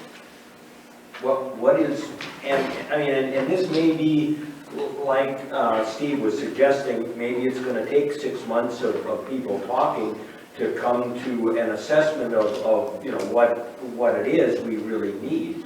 But the downside, what would be your sense of the downside of disbanding the police department? Well, like Steve said, what are the number of calls that are coming into our township right now a day? Steve, you said about 3? If you're looking at the numbers and the reports that were given, they're very hard to read. But what it implied, at least the 2 months that it was posted on the Facebook page that was up at one point, come out to 90-some calls one month, 107 calls the other month, which is totally against the 12,000 some calls that were reported or put in the newsletter saying that these were calls for service. They didn't include self-initiated. It did. It included phone calls. It included DJ runs, not true calls for service. Someone calling and saying, hey, I need the police for whatever the emergency was for. That's what I'm saying is you're trying to come up with a budget. You have no idea what you actually need with this police department. And I mean, you know, that should have been presented before from prior budgets saying, hey, this is what we're actually doing this year. And to depend on X number of dollars for revenue based on how many citations that they're writing there on 15.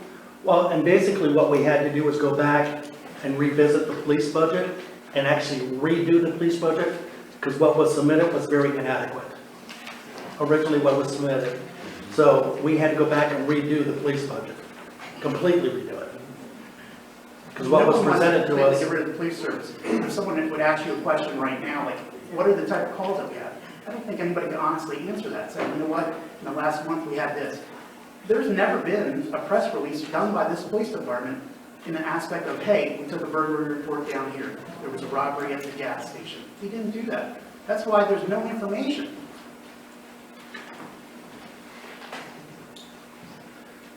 You want to solve crimes? You put out the information. Otherwise, people don't know. You do away with the police force, what's it do to our budget?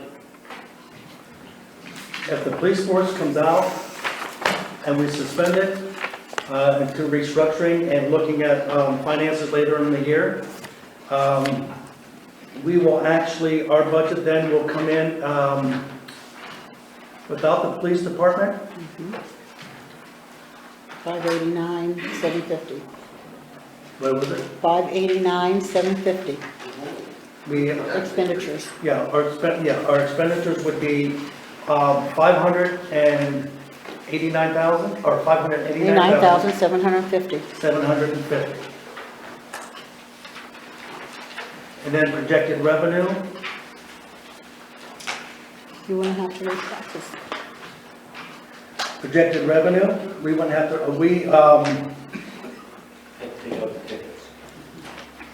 At the bottom line down there on the revenues. yes.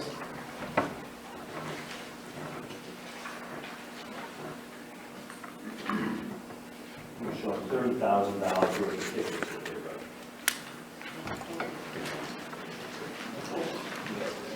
So no police department, oh yes, we would, That's our revenue. 40,000? our revenue, Well, we would still get some of those fines and restitutions in. Okay. We just wouldn't get any new ones. so would you say our revenue would be about 800,000? No, our revenue would be, well, it depends on which, Well, you were saying about do we have any revenue coming in from the police department? well, yes. Yeah, we do. We got So you have taxes. zero revenue coming in from the police department, you're starting all new, you throw the whole thing out and zero it out, what's the revenue? Okay, give me a second, I'll tell you. What is the tax base going to bring in here? The simple process. Yes. Well, if we,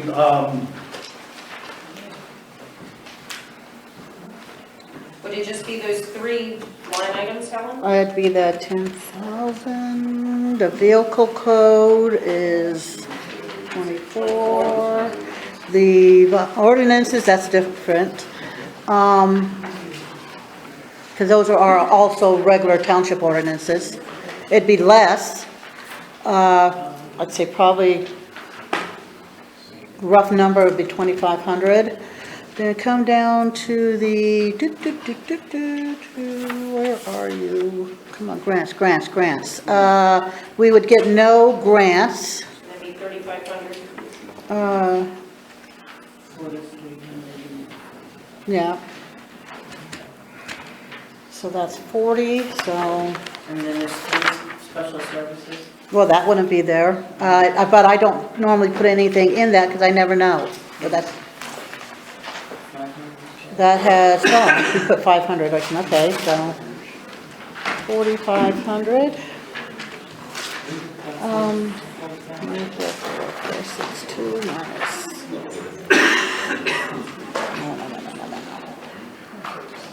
I always want to know. 5,462 minus. You have a question back here. Okay, just let us get these figures together, just one moment, please. I'm gonna throw a monkey wrench in the figures, that's why. On your earned income tax, the income, Mm-hmm, in 2016, you budgeted 250,000, you collected 270,000 plus, but you're only budgeting 225,000. Are you expecting that many people to lose their jobs or not pay? Because we don't have a choice to pay that. no, you don't have a choice to pay that. So why do you budget less? Because than we're what you getting- originally budgeted when you actually collected more? We collected more than our budget. Yes. Why would you budget even less than your original budget? You dropped it by 25,000. And, you know, it's like $45,000 different from what you collected this year. Yes. Why? Because when we first put those numbers in there, and understand the revenue has not been tweaked, other than putting these different versions Well, I in. understand that. But when we- My comment was why did you budget Because we less were than what you before? getting a lot less money than what we got. This 270 is all we're gonna get this year. There's no more coming in this year. Well, Okay, I'm sorry, that's wrong. Well, that's fine. I mean, we're still gonna pay, you know, we're gonna get paid in December. They're gonna take money out of my paycheck. Yes, but And we, they're gonna forward it to you, right? that will come in next year. All right, but why is next year's budget less than this year's? The- Should it be at least equal to it? You can raise it 25, but when, I understand yeah, but when we did these numbers, Yeah, we were not anywhere near the 270. and that's probably because they do it, what, quarterly? EIT's monthly, but our monthly amounts that we receive Right. were less. We were not getting as much monthly. Is somebody like paying a lump sum in November, that it made a big difference there? No, they're not taking any more. What happens with the EIT? The employer sends it, say they send it to Cumberland County instead of Perry County Tax Collection. Okay. It takes them time to give it to the right tax collection agency for the right county where the people live. Okay. In 2015, they gave us more money where you'll see it More says, than we should have received. and what they were doing was they were taking money from us. They said we were supposed to get, say, and these are rush numbers. Say we were supposed to get 40,000 February, we only got like 19,000. So we were not making the money, and it was doing this every month until they got all their books straightened out. Well, I know we had an issue where I worked, where they weren't withholding the correct amount. And that's some of it. That's been rectified, but the total for next year should still, unless people lose jobs, Yeah, the total you collect all of next year should still equal as close to the total you collected this year, correct? it should. Or at least the year before. You know, you budgeted the 250,000, probably based on what you collected the year before. So, like I said, unless people are losing jobs, that number shouldn't actually go down over the course of the year. It may vary from month to month, but at the end of the year, it should still be close to the same total. What is the percentage factor for that? We get, out of the 1.8% of the EIT, we get 0.5. The rest goes to the school.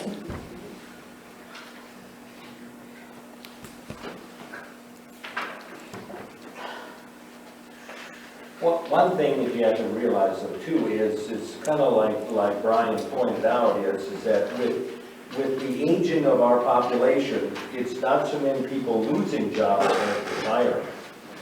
And so as the population ages in this township, without bringing in new families and that type of thing, we are going to, our earned income tax, EIP, revenues are going to be declining over time.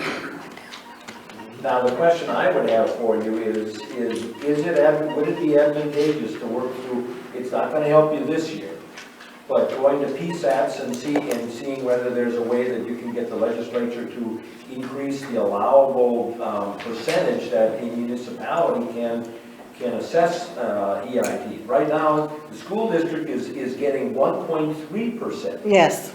And the township's only getting 0.5, and that's they would have to change the law. change the law. But would it be worthwhile? I'm sure. We're not the only ones. It's not the only one that's having a problem. No. And so and the reality is that we're getting, we bring in $106,000 in real estate tax revenue. We're bringing in an estimated $225,000 in EIP. The township brings in twice as much revenue on the EIP as it does on real estate, but we're having to balance the budget based on real estate tax.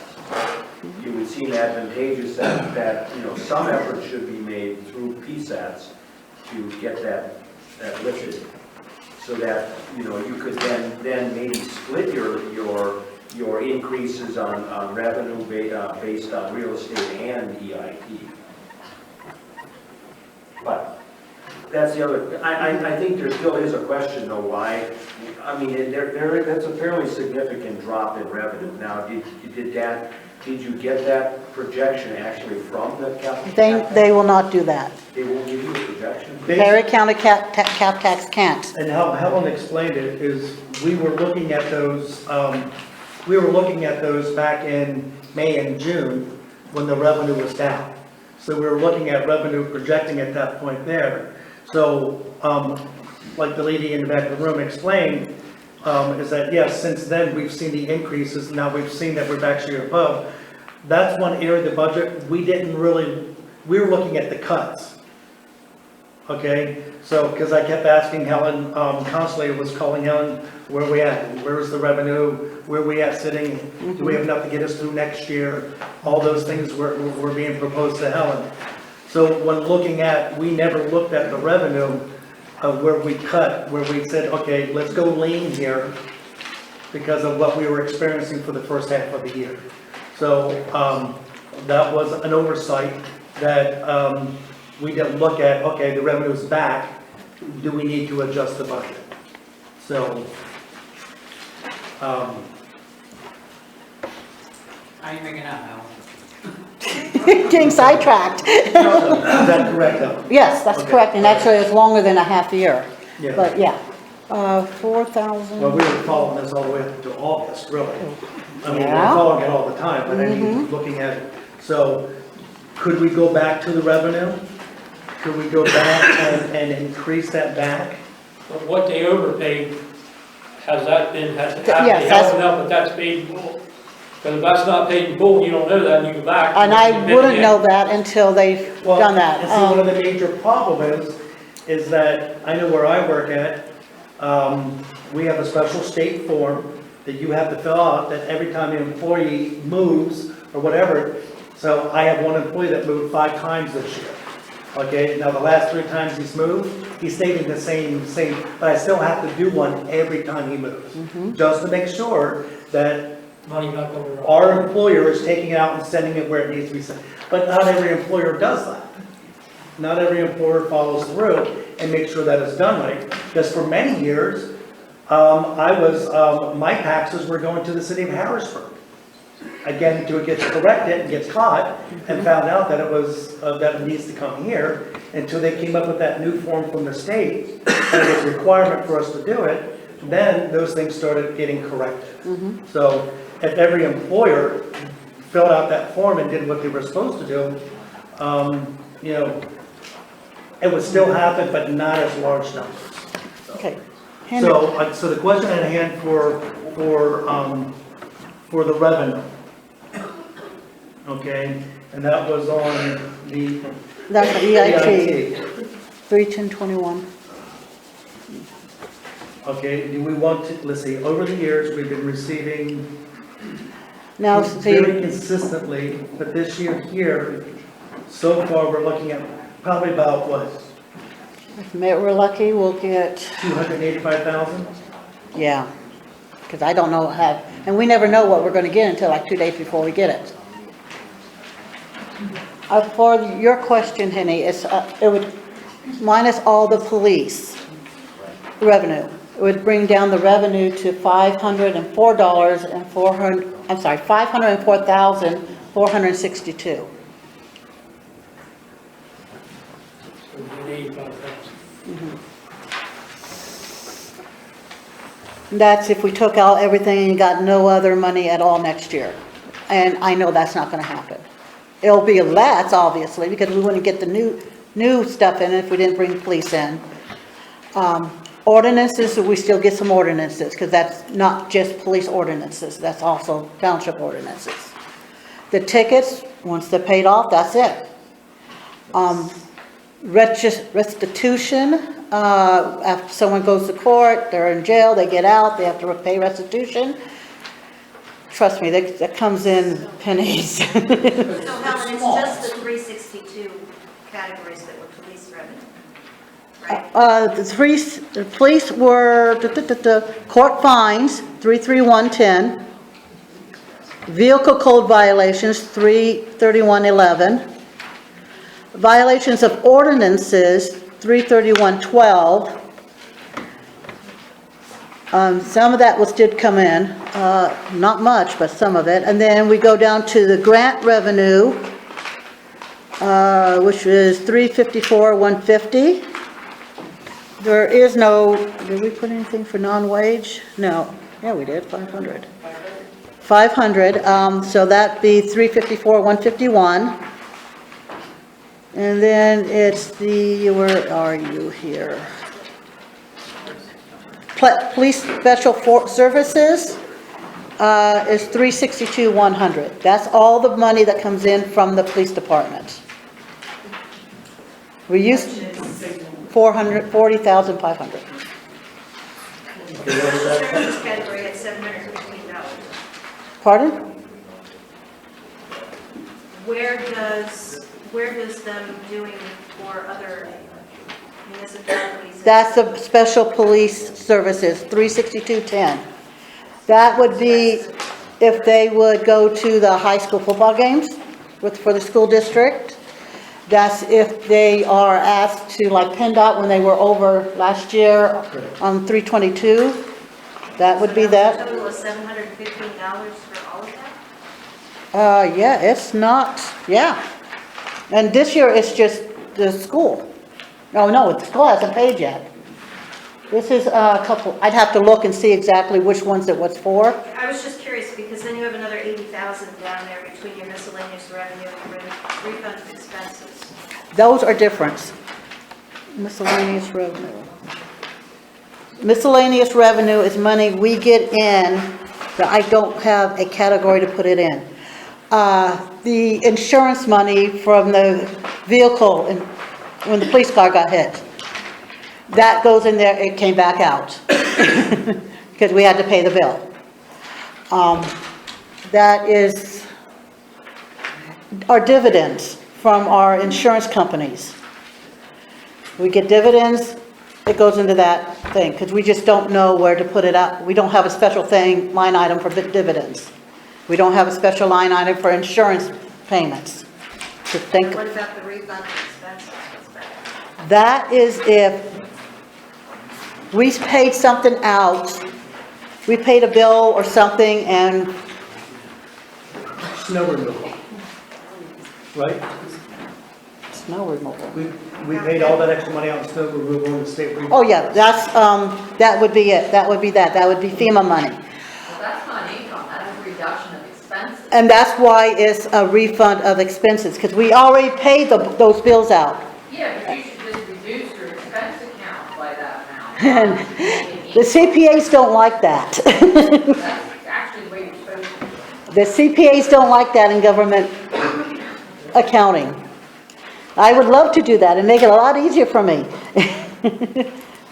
But that's where you get awful negative numbers So sometimes. so the revenue has been reduced down to 504,464.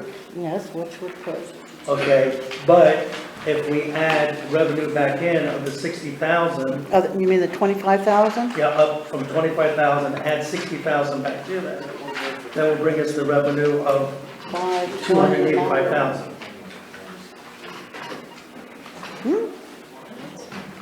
You're not making, oh, if you add the 25,000 up to the, okay, I see what you're saying. Yes, that's what I'm saying. Okay, I had to translate.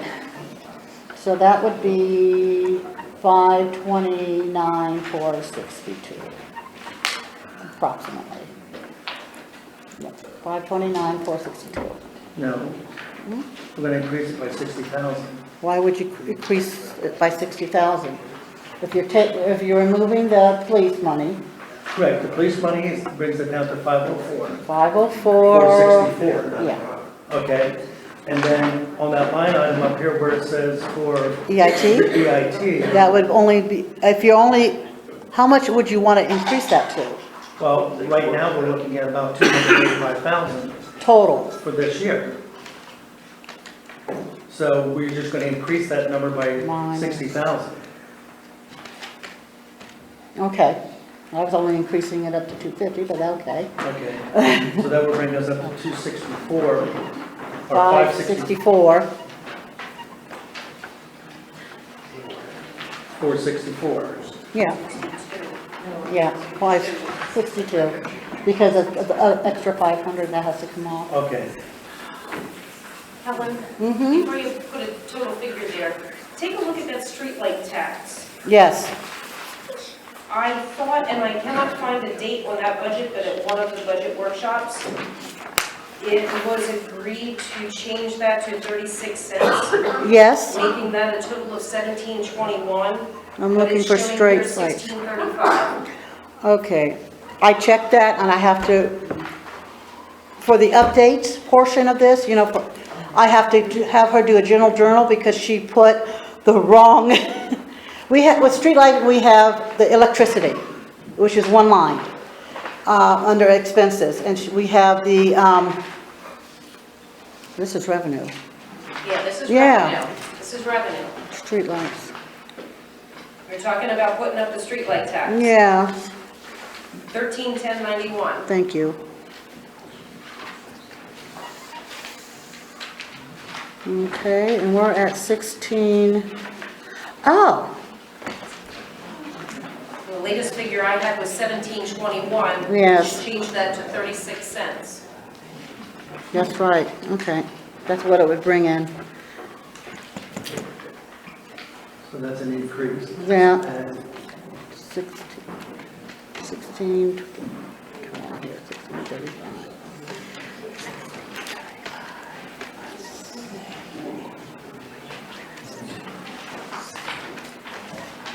Increase of $86.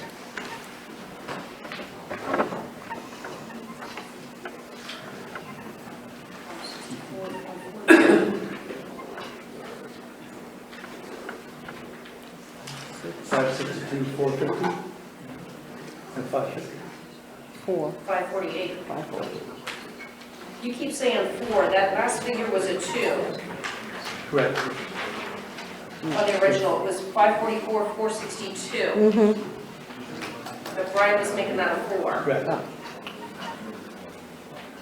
So that brings it up to 562. 480, so we would have to transfer less money. We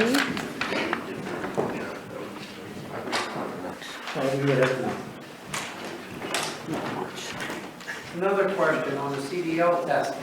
Now that we only have vehicles that require CDL, do we need to do the testing?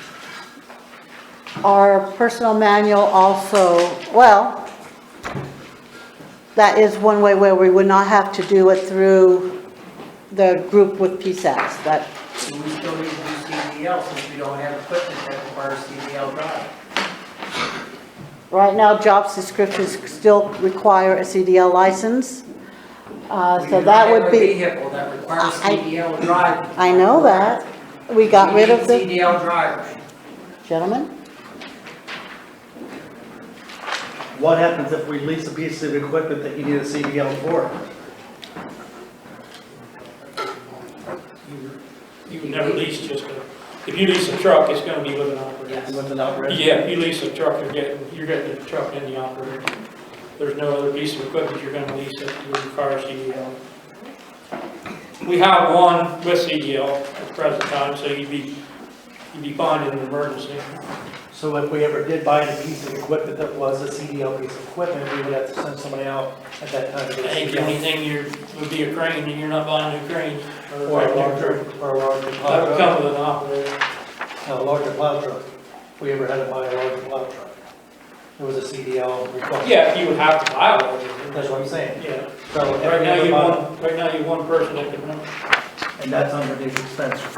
Yeah. And how much is that? Well, we would, well, I got 240 there. Now, that is also where we were putting the drug testing, which we could change the name of it and all that, according to the personnel manual. That wasn't just CDL drug testing, that's drug testing Drug testing across the board. across the board. It's drug testing if there's an accident. So we would still keep the same amount.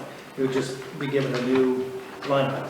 Well, actually, I'd have to double check about the account number, but we could also just change the description into drug testing instead of CDL testing. So that wouldn't change. It depends. What line Wait, item are we looking at? We're looking at 417,000. No, 00 on yours.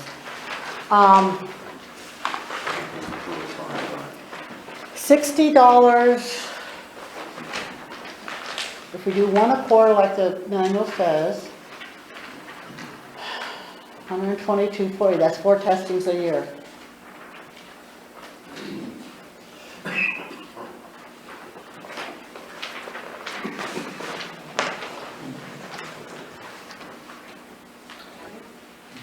Now, I don't have a problem with you using the drug testing, $240 specifically make it mandatory to use it to make contact. No problem with that. Yeah, I'd say that we keep that in the budget, but just change the description. Okay.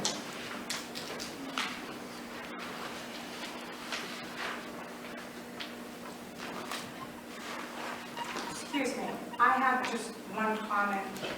It sounds like we're at this point now robbing Peter to pay Paul to try and get this figured out. I can guarantee you, if we get rid of the police department, in a year's time or 2 years' time, somebody in here is going to go, I could have used the police department, and we're going to have to put this back into the budget. This is all going to catch up to us, just like you said, Brian. We haven't increased taxes in 13 years. Can we do it in increments each year, that it's not such a hardship on us this year or 2017? You know, do it bit by bit? That is, I recently spoke to several banks that deal with municipalities. And I've also spoke to I don't know if you would say a financial counselor or whatever, but they have said that most townships try to be so lean and try never to raise taxes, that is actually does the community an injustice. That, I wouldn't say an increase every year. I think we still need to keep the budget lean. I think we still need to be responsible and accountable for the expenditures of the township. Because again, it's not my money, it's your money. So that is something we could look at in the future. But again, a warning flag was put up at last meeting. Oh, it's raise your taxes this year, it's raise your taxes next year, raise your taxes next year. So the waving of the flags have already, gone up about, oh, we're the bad guys, we're gonna be raising your taxes by 1 mil. No, we could raise it by a $0.25 mil. We could raise it by whatever we need to make sure that the budget is a solid budget. And a quarter mil generates how much? $50,000, right? Pardon? How much quarter mil generates about 50? $0.25 mil, yeah, 52,000, something like that. 50,000? Yeah. Okay. Does that one get you out of the hole? Well, What was the last tax increase? What did it go? It was a quarter mil, am I correct? It was a $0.25 mil, and we did that, don't kill me, Jody. We did that to give more money to the fire companies at that time, How many years ago was that? 2003. So where are we at now? We're at Like the 0.56. lady in the back said, that's the issue. Yeah. Doesn't matter if it's Penn Township, Marysville Borough, Duncannon Borough, any borough municipality, they're all in trouble. We're all in trouble. That's because politically, nobody wants to raise taxes. Everybody loves to say, I didn't raise your taxes. So when that claim gets out, the next claim gets in, they have to raise taxes. Claim just get out says, oh, ain't that a bitch? You guys had to raise taxes. Look back, what happened the last 4 years, 8 years, 12 years, 20 years? 13 years plus. I'm not talking us, I'm talking in general. Oh, correct. State government, the federal government, they're all the same. You're all government. Nobody wants to raise your taxes. Public wants everything. Somebody's got to pay. I like to lay in back. Every year, a little bit. A little bit. It's only 52,000, yeah. And But, that money's not spent, it's put back a little bit, and something happens. A major road needs something, or God forbid this building burns down, you don't have enough insurance, something. Wages go up every year, insurance is going crazy. We all know that. Where's the money going to come from? I agree with you, Stan. The last time we raised taxes in this township, this pen was a lot cheaper than it is today. This notepad's a lot cheaper than it is today. Groceries. What was the loaf of bread worth 13 years ago? What it's worth today. We do ourselves an injustice. Everybody loves to say, I didn't raise taxes, I didn't raise taxes. Believe me, I don't want to sit here and consider it. But in the long run, you pay me now, you pay me later. We got to plan for a rainy day. That's your decision. I'll go along with what you people want. But we have to consider that. And I know it's a hardship, but it's less of a hardship if we do it over time, where it's a little bit here and a little bit there, rather than a whole bunch at one time.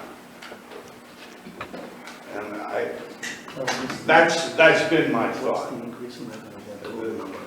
And I don't know how else to explain it, but costs go up. And God forbid we have some type of catastrophe where we need the money. And then what do we do? I can agree with that, but you don't buy a horse if you can't afford to feed it. You know, that's true. But when the barn burns down, what do you do?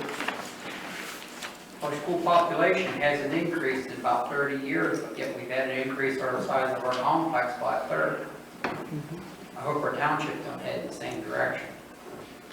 Do we have any numbers as compared to retired people and working people in this township? I myself was retired. I Yeah. moved here 4 years ago. If there is, it's under the Census Bureau. It's in this, if you would I think it's on the website, or Penn State website.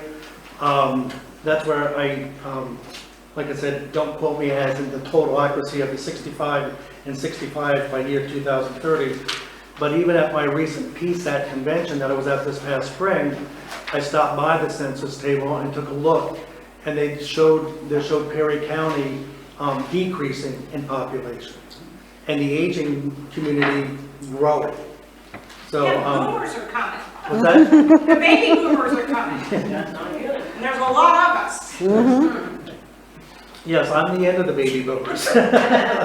Okay? I just signed up for Social Security today, so. But anyway, so the total of revenue is $562,548. Okay? Total, can you give me the total number of expenses without the police, with suspended police department? 972. What is it? Should be 589,750. Yeah,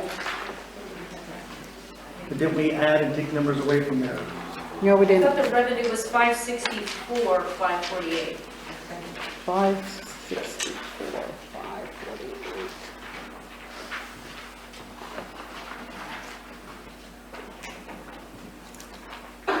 Okay. Yeah, she's right. All right. Add 2 more thousand. 589. So your difference now is $25,202. Mm-hmm.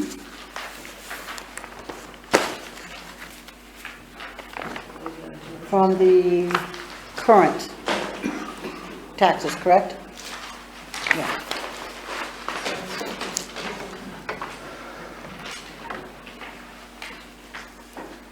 And we're projecting revenue to be, wait, Revenue increase.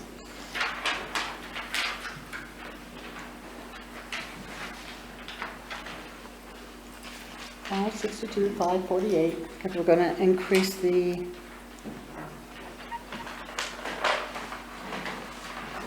Is this still gonna require the HR next year at $300 an hour?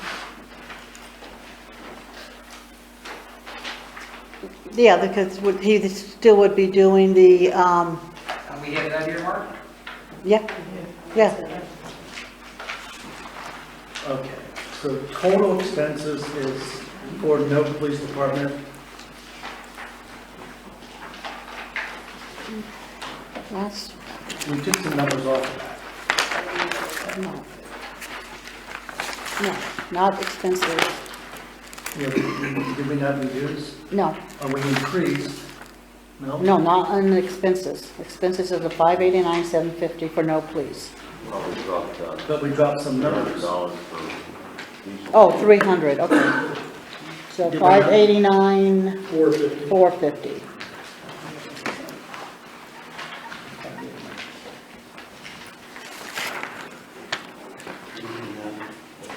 $589. 589, 450.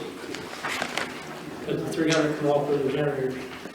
And that gives us a difference of, 589, almost. 564. 24,902. what is it? 24,902. So we would have to transfer over 24,902. Yes. Assuming we spend every penny we budgeted. Okay, now, question. And that's keeping current taxes. Right now, we're at 6.44, or Mhm. .5644. Yes.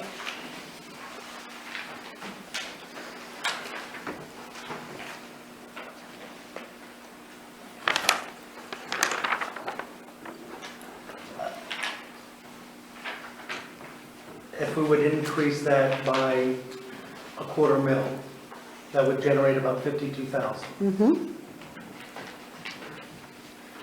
And I guess you don't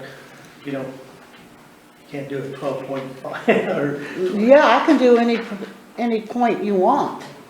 so if we did point, You can balance it by going .125, 125. right, half of .2, half of .25, half of that. That doesn't include your donations to fair companies. No, that's a, That's gonna be the next topic, okay? That's just where we're at. So right now. if we would increase it by 5.25, or by 2.5, that would give us a revenue of, additional revenue of 50,000. Which would put you plus 27.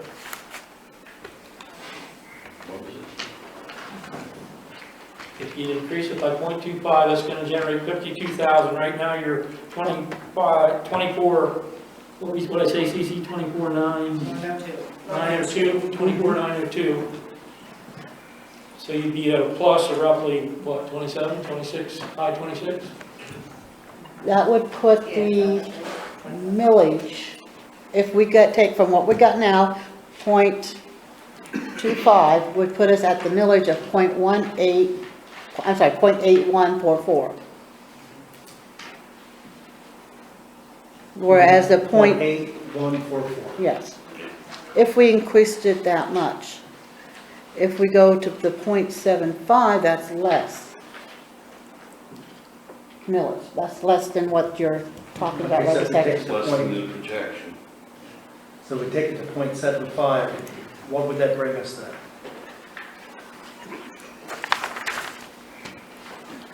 Approximately, in real estate, 140. That we would actually get, because it would come out to 149, but not everyone pays their taxes on time. So if we didn't have, my objective and why I'm asking this, I don't want to have to transfer any money over Okay, to balance the budget. then you, So if we did the 0.8144, that would just increase the revenue, would take care of that 24,902 and leave us a balance of, what was it, of 26? 24,902. Oh, no, that's what we got With the right now. 52,000, take the 24 out of that. 27,898. 27, 098.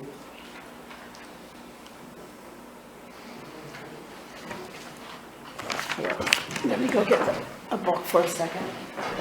Now, where Lee's going, does that come out of that? Does that have to be considered? Where Lee's next question is going, would that eat up part of the... Separate issue. Would that eat up, would it eat up part of the 27? yeah. Would what eat up? Oh, no, that's a separate issue.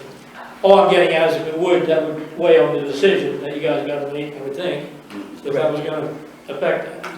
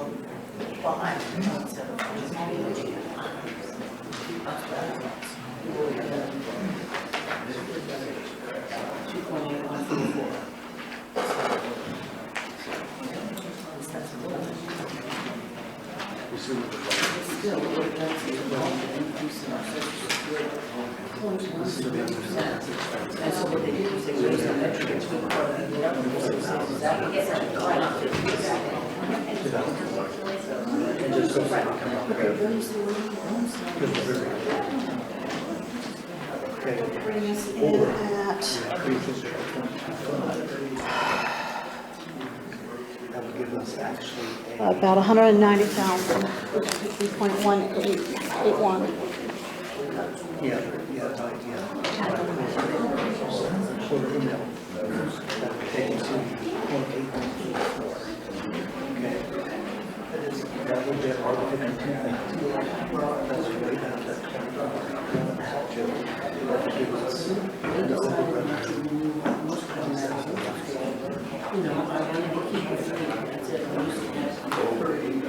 yes, this would be open. This would be, so we would be 27,000.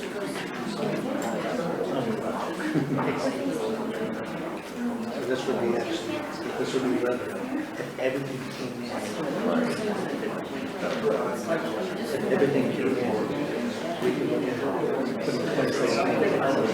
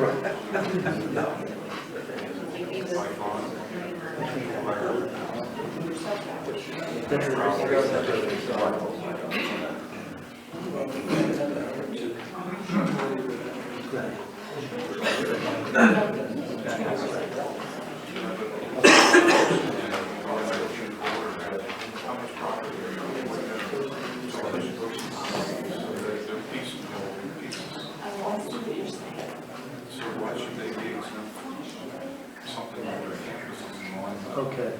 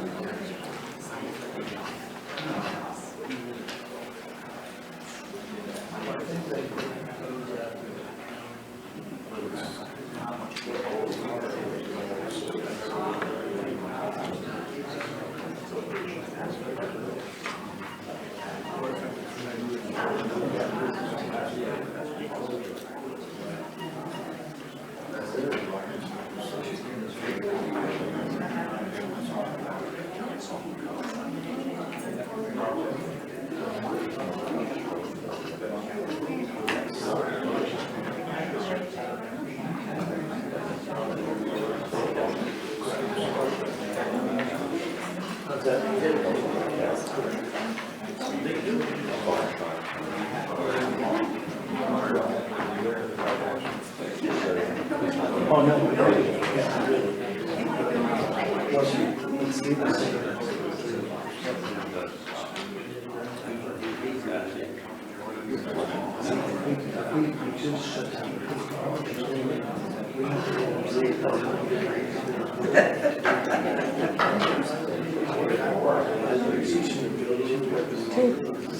Three or five, I'm not sure which one. 3 or 5, I'm not sure which one. Yeah. Because that's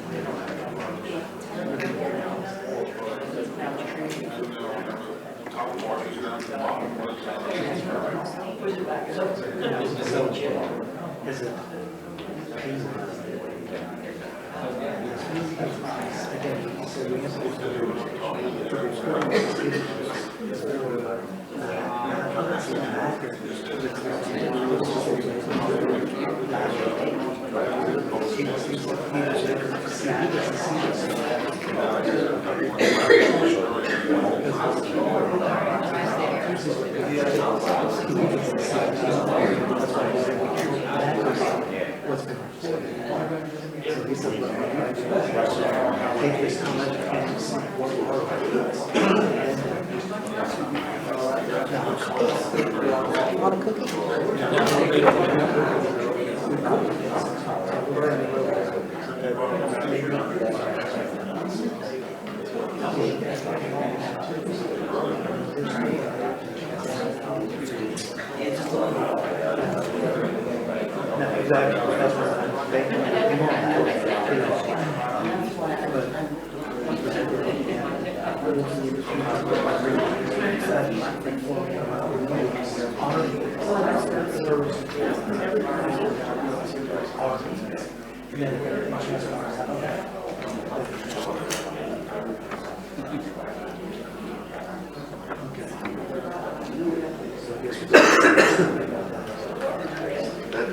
Do you want to make a decision on the general fund yet, or you want to do that all of it?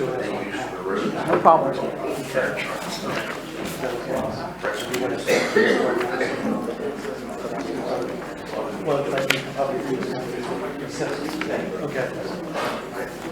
All right, can I have attention, please? With the brief discussion here and everything. This is where we're at to this point here. We are looking at suspending the police department for an indefinite amount of time. As a recommendation from the citizens here, particularly Steve, that we need to make sure that when we bring our police department back on, that we build that police department around our needs. And if any needs arise out of that, as in a regionalization, that's something we look at that time, okay? When that is offered. I know that Marysville has, I saw in the paper that a representative from Marysville said that that is something they would consider down the road in regionalizing, but that's down the road. Then also, we are looking at to increase the millage by 0.25. With the current mill that is 50.5644, that will bring the millage rate to 0.8144. Now, what I'd like to do to move on is that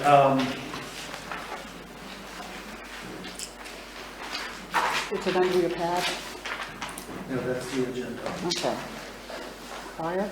Yes. I'd like to move on to the proposed budget for the Penn Township fire tax.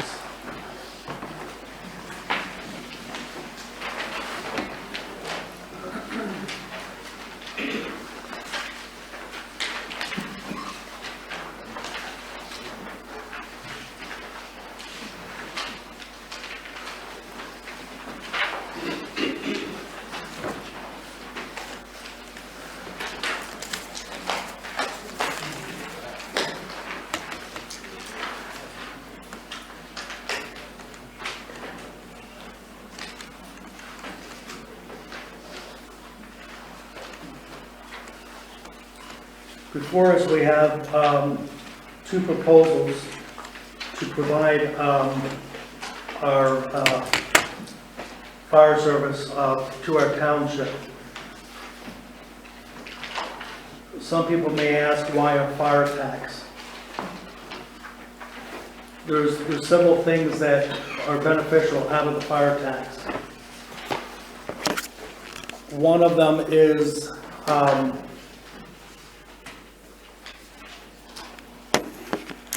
with the fire tax, the line items would be developed by the town. Eventually, the line items would be developed by the township, where there would be, I wouldn't say a little bit more.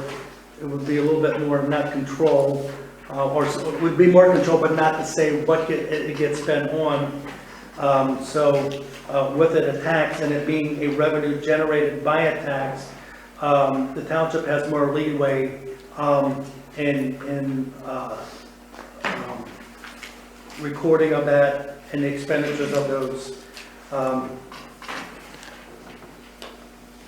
The other thing that it benefits too is that I forgot my second point. I'm sorry. My mind is just full right now. But anyway, it gives the township more flexibility with the fire departments and developing line items within the township for purchases by the fire department for them to get paid to make sure that they provide those services to our township. So with that being said, that we were looking at we have two proposals here. One is a 0.75 mil and a 0.85 mil. The revenue that would be generated with the 0.75 would be $140,000, and then the 0.85 mil would be $167,844.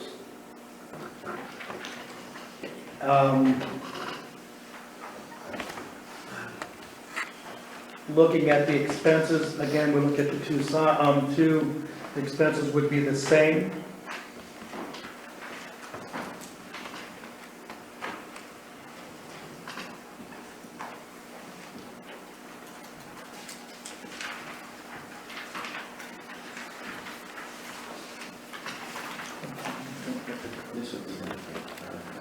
Correct. Yeah, that's. Oh, sorry. Just a correction on that expenditure. It's not Duncannon Borough, it's Duncannon Fire Department. Company.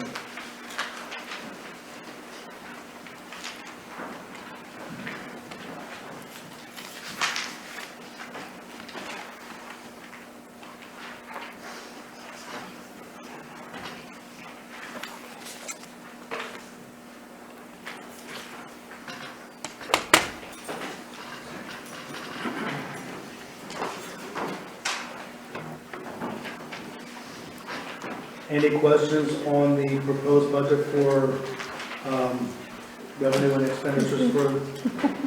Yes, Bob. What was the figure last year for workers' comp that you paid in Duncannon Borough? We didn't. We did. We weren't billed. Okay. What was it the previous year? The last time we paid, it was $9,000. Okay. So why is it budgeted for 15? Right now, we are in negotiations, we're in legal talks with Products Fire Department. But let me make it very clear before any rumor gets out there or any accusations get put out there. There's been no agreement made between the township and Products Fire Department. It's still in legal negotiation. But any consideration in proposing this fire tax has nothing to do, and Products is not to be blamed for us doing the right thing providing our citizens with adequate fire services. That's, I mean, that's not where I was headed. Okay, well, So no. I'm trying to get the numbers Correct. I just want to get, straight I just want to on get where we ahead. were with, Oh, I'm not accusing of anything, sir. no, but where, you know, the numbers here are high compared, the $65,000 for everybody in the audience, that's what we currently, that's what we've received the past 2 years. Duncannon Fire Company has received as a donation from Penn Twp the past 2 years. And you do pay workers' comp, and if there is a fire tax initiated, that can cover that. Correct. And I noticed in the budget too that there was no line item this year for 17 Correct. for fuel. And I didn't know if that was going to be covered with this also, if it can be, can't be, was considering whatever. I didn't know where that stood. That's why I was just trying to formulate those, to see what the amount was. Answer is yes. Okay. Okay. And so then that was my question is why is then the other question was about the $12,500 that we are still owed for this year. Is that part of other donations, or is that going to be paid before the end of the year? What was the consideration there? Because in the budget it said $52,500 for this year. Okay,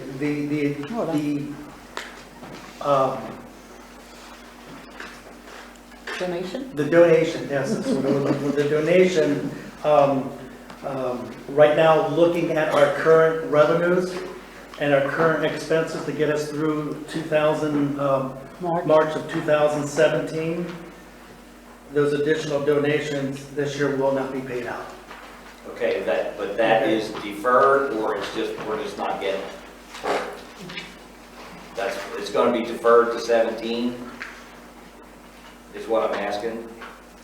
And I think that's what was, Yeah. that's what was said in the meeting. Yeah, that's what was It's not going to suggested. be canceled, it's going to be deferred. Correct. Okay. And then that was the decision at that time, or when I say decision or suggestion, at that time, not knowing where our revenue was going to be And and our that's expenses. that's understandable. So I can't even I tell get you at that. this point here, with it being deferred. At this point here, looking at those figures, looking at where we're at, and looking how tight the budget is next year, I don't see any, at this point here, any wiggle room. Now, if we decide to do the fire tax,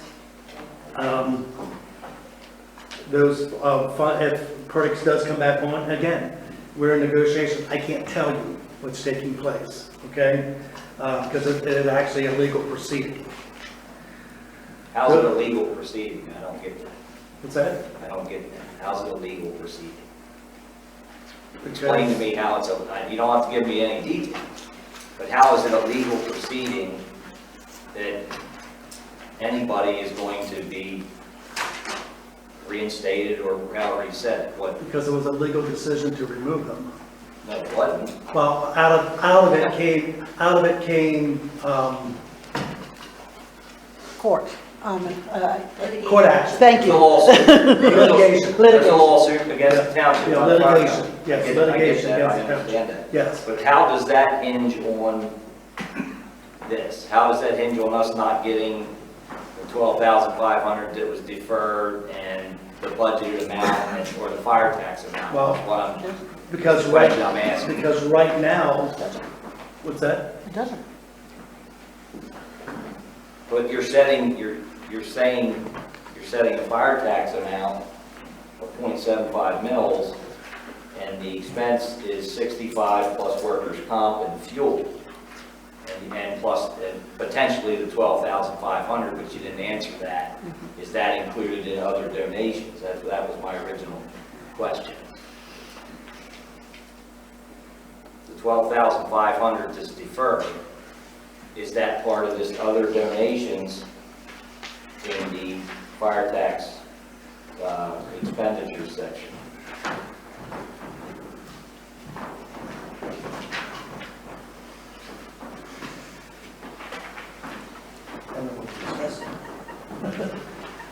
If you have the $35,000 from pickles, plus the $10,000 that they did on the police side, I think it'd be more than enough money there to see that you got your money. I can't hurt.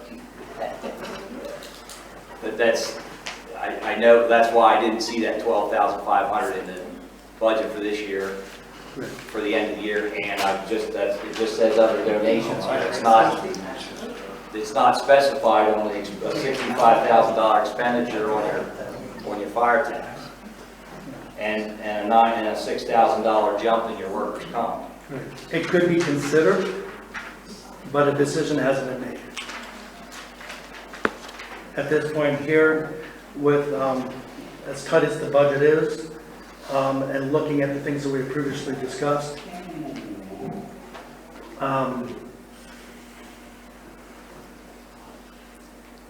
it could be, but I can't promise it. And then that brings me to my next question, why is the fire tax proposal 0.75 mils?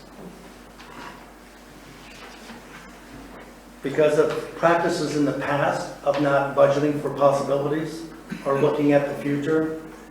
Okay, so at this point here, if Perdix would happen to come on, we would have to make sure that something is budgeted for both fire departments. Yeah, I fully get it, I understand. You're talking tight budget, you're talking, everything else, and you have a looming tax for a potential. I don't, that's why I don't, other donations, and plus, I don't know how to say we are owed, but there's $12,500 that have been deferred from our income this year. Which is a donation. That there's, correct, but there's an agreed upon donation. But that is not, I'm not saying it's not represented or not potentially represented, but it's just not stated. That's all.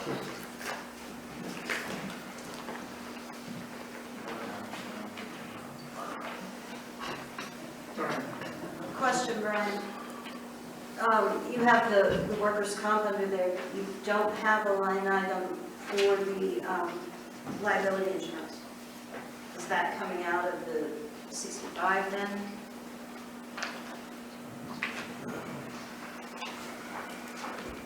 That's under discussion, isn't it? In your other executive sessions? Isn't that under the, keep quiet about it now? Oh. Okay.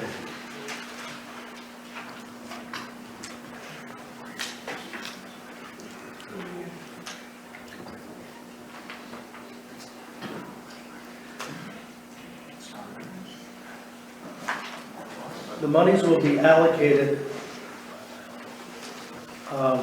appropriately to, if Perdix comes back on, funds will be allocated appropriately to them, and then also to the Duncannon Fire Department or company. Those monies will be distributed, and it would be at your discretion on how they get paid.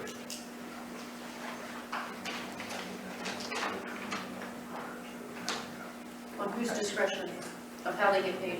Okay, it's just like now, they pay with the donation, they pay with that, correct? Right. And then every year they give us a reporting of what they spent it on, correct? Right, Duncannon has, yes. Yes. If Perdix doesn't come on, the excess money that you don't give to Duncannon, that won't be used for anything other than fire company. It can't, by It law. can't, by law, it can't. Can't. It can't. How much does the fuel cost run for them a year? Oh, Our fuel budget is around, I think, $4,000 or so. And I think the budget for the township was $1,500 or something. yeah, something like that. Okay, so with this fire tax, there would be accountability as far as what they use the money for? Just like it is now. Yep. Actually stronger because they have to do the whole audit for the whole, Yes, they'll have to do a whole audit. was it, And And that's no different than what we. No, you guys do that. We do. Right. I figured that. A donation, they only have to tell us how they spend our donation. With a fire tax, they have to show the whole audit. Okay, and that was part of the issue with the verdicts, wasn't it, from prior, from what I gather, I mean, that's sort of what I gathered from, and that they weren't accountable to how much they were spending and how they were spending. They were accountable for the donation they got But not from for the us. rest, okay.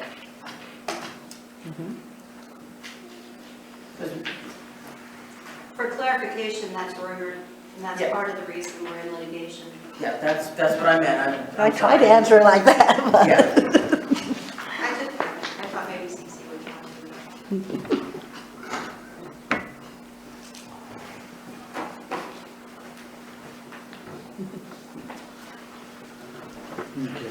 This tax, do you see it staying at its present rate, or do you see it going up any? No, I don't see, it's just like anything and anybody else. Fire departments, there's a lot of unfunded mandates that have taken place. You know, and that's where we need to be barking at our legislator, you know, you're going to mandate something, then the state should fund it. But eventually it all gets funded out of the state budget and whatever have you. So it still affects us, but it's spread out over the state and with those mandates, again, they're mandating this, mandating that. Training's not cheap. You know, we have a gentleman in our church that does all kinds of fire trainings. He does homeland security trainings and all that stuff. And he comes, I believe he comes at like $125 an hour. Yeah. You know, so when you have a small fire department, so, you know, those trainings, you know, and so, again, we're sitting here trimming the budget, trying to stay lean, doing what we have to do. Likewise, the same way in our homes, when we have to try to make that dollar stretch and meet our budget, that's where we'll have to get more, you know, more creative in fundraising, and to do those things to make up the differences. But at this point here, I don't see it increasing, whether we do the 0.75 or the 0.85. To me, by law, we're required to make sure that we have fire protection and EMS protection. But if things get that bad, I guess the state's gonna have to step in and start funding these mandates. But it's not just, and again, it's not just our fire department, it's happening all over the state, all over the state.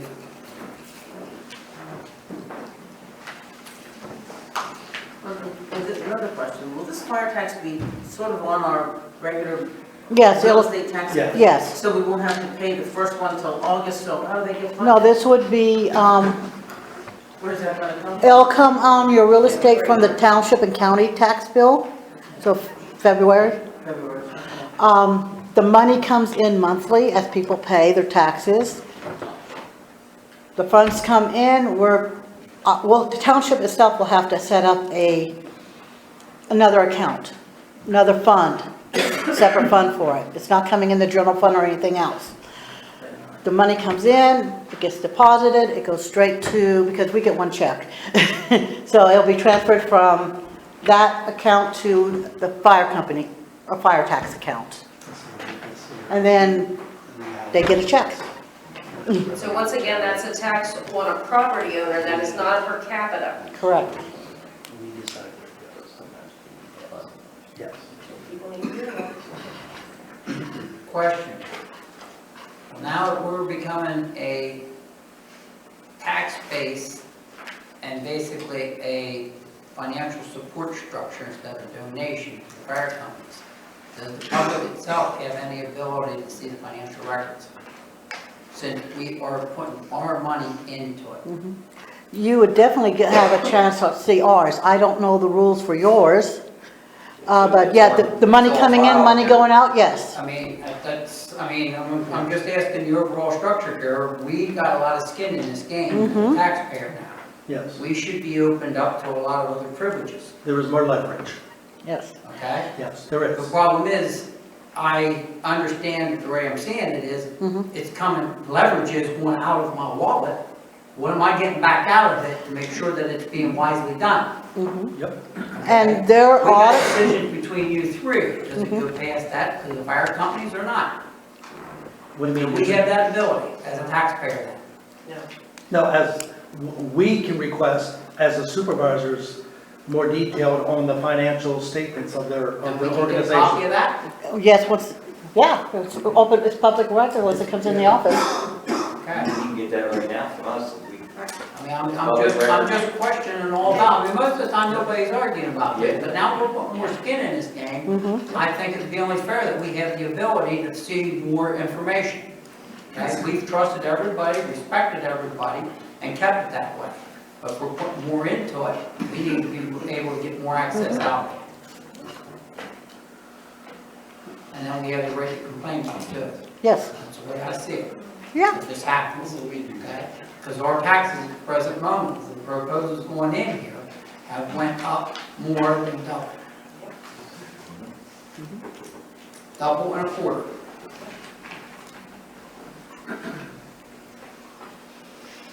I hate to see what it does to some of the small businesses And the retired people, and the retired people. I think you're gonna see for sale signs, That's what I'm afraid of, yeah. for sheriff sales, people can't pay their bills. Well, some people don't know.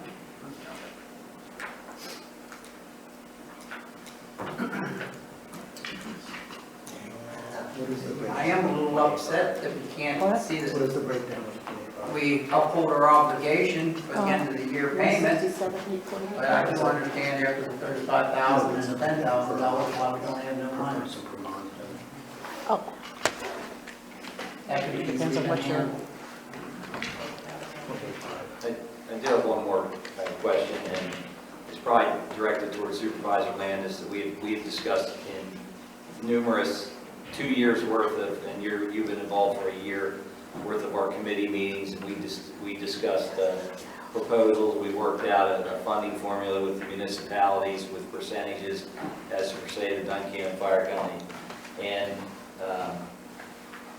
for the past 2 years in the committee meetings and prior years, we've discussed replacing our apparatus, and that was the object of the increase in funding.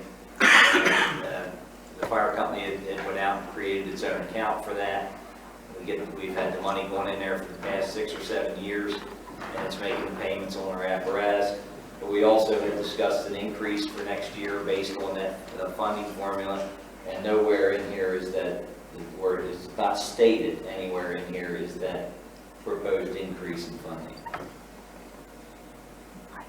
And that was to replace, the bottom line was that was to replace the tower truck and the pumper at the township station, the tower truck is a 1973, which had failed its aerial inspection last month, needs more repairs, and the pumper's 21 years old, that was purchased from Lebanon City.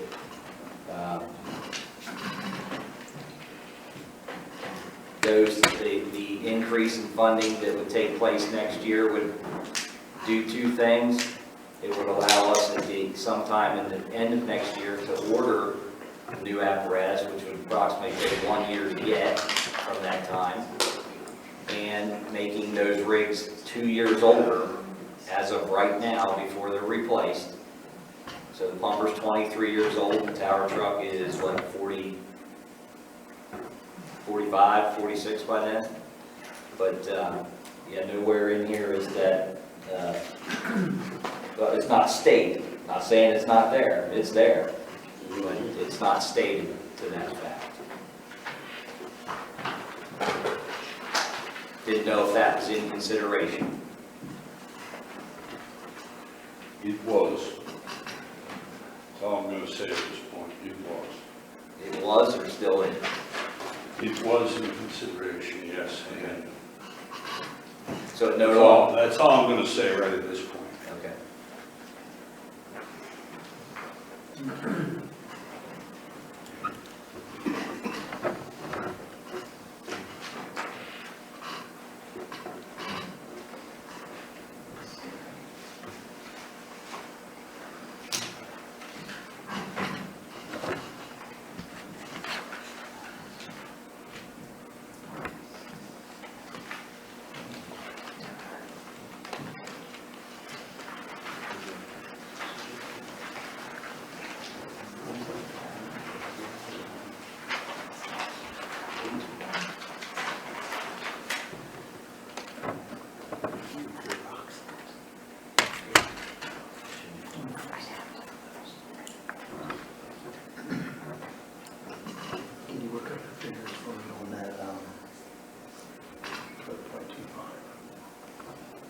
0.25. Yeah, as in, on the, let's see. Oh, the regular budget. I'm assuming this budget's gonna be approved at the township meeting? Actually, according to the law, it must be approved tonight, correct, Helen? Mhm. Otherwise, it has to be re-advertised, and we don't have time. We have to have somebody there.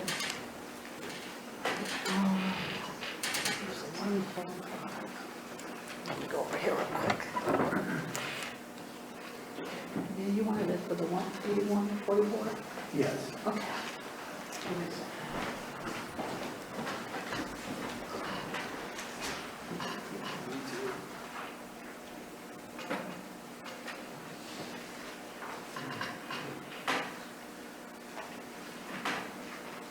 Mr. Peters, Yes. first and foremost, I'm not a resident of the township. I don't pay taxes in the township. But a point of clarification, does the change of, the changes you proposed tonight and are looking at, I know long and hard, do they result in a 25% change to the overall budget? The reason I'm asking is I believe the second-class township code requires that if there's more than 25% change to your overall budget, that it be re-advertised. Yeah, it was not increased by 25%. Increased or a change? The Well, increase or it's decrease? increase, not decrease. I believe it says change. Change, increase. We got clarification from our solicitor. Okay. Very good. Just a couple questions about the fire tax. For the first one, it's proposed at 0.75 mil, brings in 140, but your expenses, you're already 5,000 short. So you're proposing a tax that's not going to cover your expenses, because you're saying that that millage will bring in 140, but your expenditures are 145 now. But with the fire tax, okay, we will be able to allocate that money appropriately. So if we only bring in 140,000, then that budget's going to be decreased by, or is going to be decreased by 5,000, as in sending out the expenditure, on how we allocate that to Duncan and if Perdix comes back online. So it wouldn't be a confirmed payment of the 65,000 potentially to take on Canada as of right now. Correct. Well, and the thing about it is, again, it's tax revenue. Third quarter of the year, it doesn't come in. It doesn't come in. Right. Fourth But quarter what I guess doesn't I'm come getting in. at is, I mean, you're proposing a millage rate that potentially already doesn't meet what the expense is. Correct. Well, and your sheet should show two millage, two different. There's two differences, 0.75 and 0.85. Correct. So if you're looking at the 0.75 out of the two proposals, you have a revenue of 140,000 with expenditures of 145,000. Correct. Well, like I said, with that being a tax, we allocate. So if the revenue doesn't meet what the expenditures are, then we're going to reduce those expenditures by $5,000. I guess maybe I'm looking at the regular budget in the sense of if your expenses are X number of dollars, you need to bring in X number of dollars, but here you're already proposing that there's 5,000 in whole potential. And again, face value, I don't want to say I could care less about whether Perdix comes back or how that's all split. But if I'm looking at this as just an average person, to me it almost would appear that you're preparing for the possibility of Perdix coming back, 65, and then your workers' comp. Prior to Perdix being disbanded or not allocated fire service for the township, the 65,000 was a combination of what those two payments were, roughly. I know that there's been some increases since that occurred to now. So now you're going to an expense of paying that same amount that you pay now, doubling it. Like, I would just like to know, like, an average township, let's say Carroll Township, what they pay for fire service per year. Their numbers are kind of skewed because they pay a certain amount, then one Shermansdale buys a piece of apparatus, they pay a big chunk. And I know that they bring in different money, but when you look at like what potentially that you're spending per year for fire tax, it seems kind of high to what you used to pay and what you're paying now. And I know that there should be increases. The bad thing about this whole thing is you're proposing a tax increase in the regular budget, which should have been done, obviously, a while ago, and it's put off. But you're taking $65,000 out of that budget that used to go to the fire company that's being spent somewhere else. Now you're increasing yet another tax, so you're getting hit in 1 year, potentially now with 2 taxes. That should have been spaced out, but you come up with your back against the wall.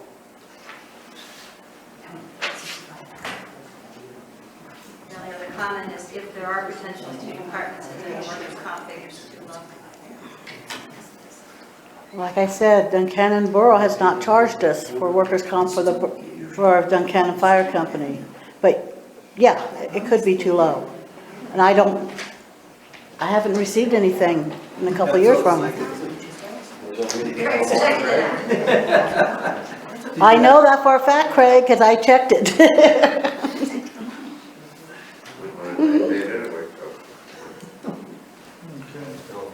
I have another question. The $65,000 that does not come out of the general fund, plus the $52,000 that we proposed on the quarter, where is that money going to? What was that? The $65,000 that's in the general fund that's not being used now with the proposal of fire tax, correct? There is no 65,000 in the general Where'd it fund. go?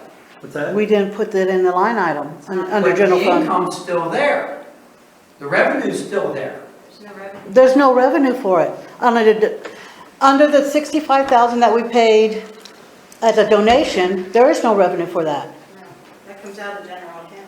Yeah, that's just an What I'm trying to expense. say is, we had $65,016, and say we built the same four-meter structure for 17, okay? We decided we don't want that. There's $65,000 that went somewhere in that general fund. That just went to make the numbers work. Right. That's all that did was make that, So just you had to made go it up to, and everything else. it wasn't revenue, it just had to go to make the numbers work. Make the numbers work, plus 52,000, plus another 52,000 on increase. Okay? So what I'm trying to say is the difference between 16 and 17 is $110,000 more. Am I correct?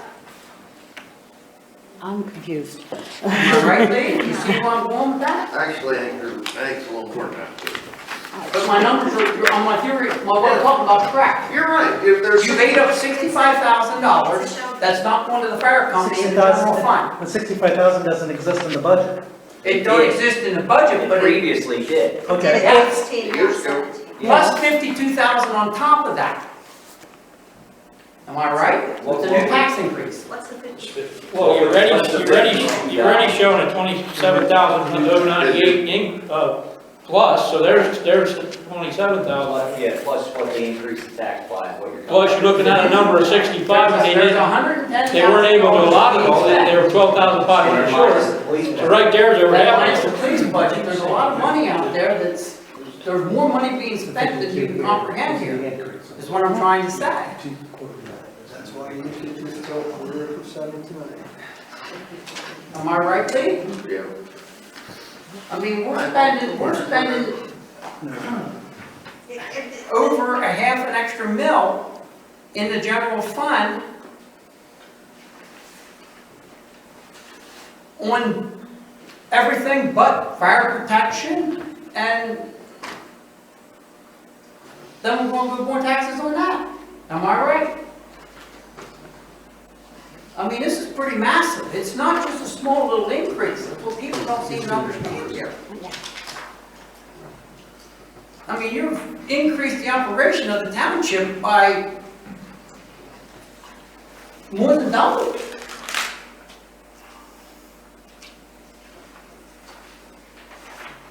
On these proposals. It is just, I mean, I can understand an increase, but I can't believe that it's eaten up that bad. It's built up over the years, though. I don't care. I can't see how even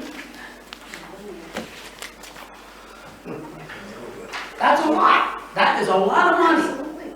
This is a lot of money. We sat and we looked at past budgets where there was money put into allocations for fixing roofs and fixing other outbuildings and things that was all padding into that budget.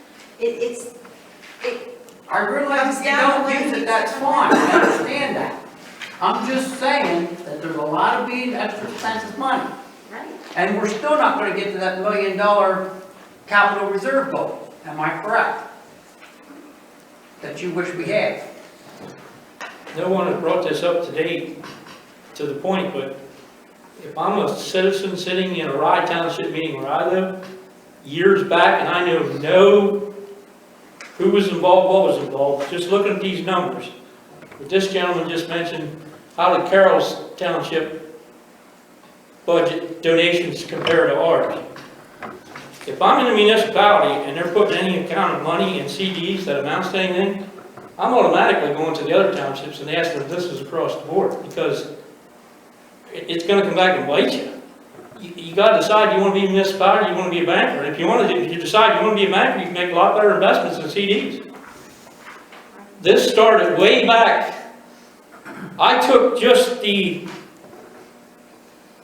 roadside back to 2008. Now, some people could accuse me to do that just to be nosy. I did that so I knew what I was working with. I can look at these numbers, and I'm only going to comment to the road budget, because that's what I know. I can go back to 2008 and look, I can tell you when people changed, when positions changed, based on just these numbers, nothing else. No other details, just the numbers. I can tell you when people were managing based on emotions versus based on what the hell made sense, just by these numbers. In 2010, just pick one item out. $30,000 has been budgeted pretty closely for the general fund for the roads. 2010, we spent 42 grand. 2013, we spent $1,416. You spent more than $1,400 by mistake. Good volunteers. No, that's materials. That's not labor. That's materials. That's just materials. And this assumption of automatically, if you do it yourself, is cheaper, is so bogus, it's pathetic. Tar and chip, us tar and chipping by hand, cost us over $10 a square yard, and we had it done by a subcontractor for $2.20 a square yard. We're not, way back, nobody looked at these numbers. There was too much management based on emotion. That's just on top of Stan's comments earlier about taxes. It's a no-brainer, taxes never went up in 13 years. Someone's got to give sooner or later. So if you're going to contract it out, do we need the employees? If you broke it all down 100%, well, yes, you would. To fall under the guidelines, to fall under Penn Dot's guidelines for maintenance traffic. Because it takes 2 people to flag. Even if you have a subcontractor, most of the work, no one's in traffic. So yeah, you still would. Because if you eliminate maintenance of traffic to any contract we do, a paving, we're cheaper to do ourselves than have them added in. If we're going to accept the paving contract, we're better to eliminate maintenance to do the maintenance, to put up the signs and flag ourselves, because it's cheaper than what they'll pass on to you if you let them to do it.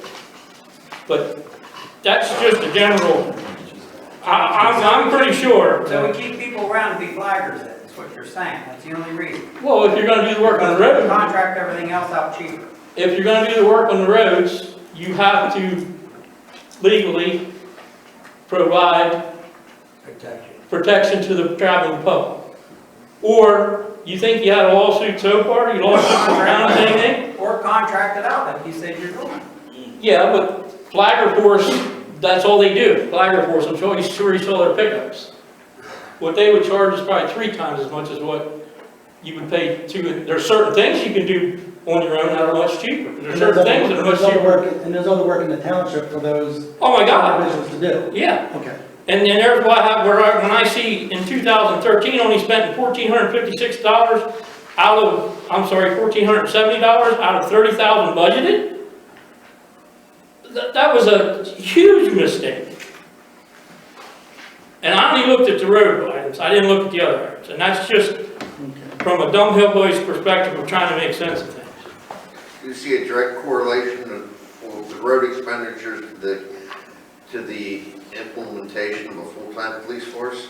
In other words, did our highways go to hell so we could have a full-time police force? Oh, I don't know that because I don't know enough of the Well, you past have the history. numbers.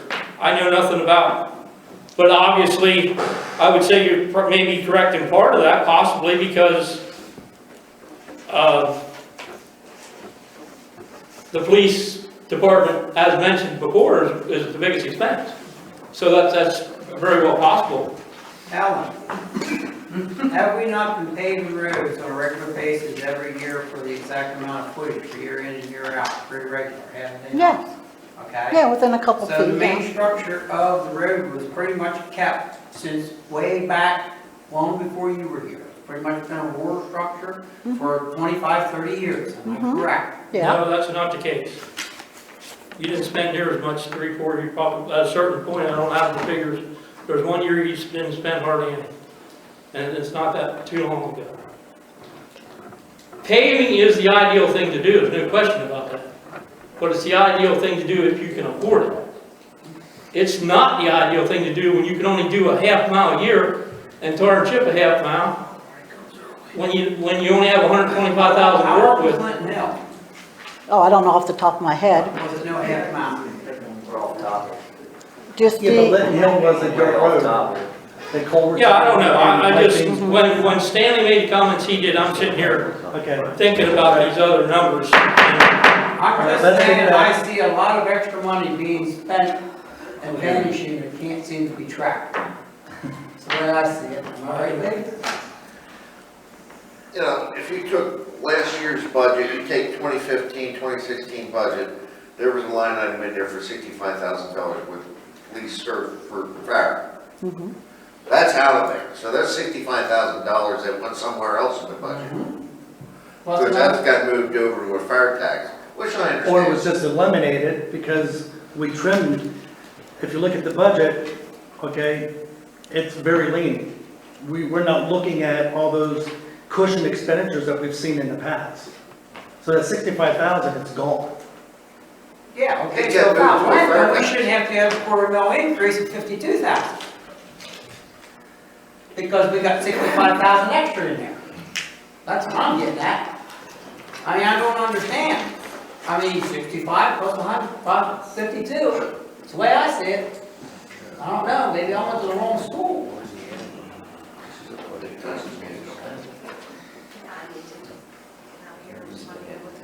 Exactly. There's no reason to add 65 and 52. 65 was... You took it from the fire company and it went somewhere else. 65 was budgeted, and so far this year, 52,500 was spent for that line item. Okay, so in 17, you got $65,000 extra money since you didn't pay the fire company, and it's back in there somewhere being spent, plus another $52,000.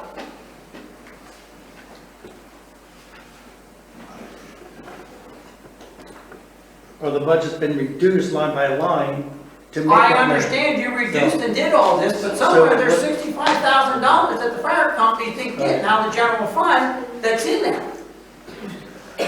It's gotta be there.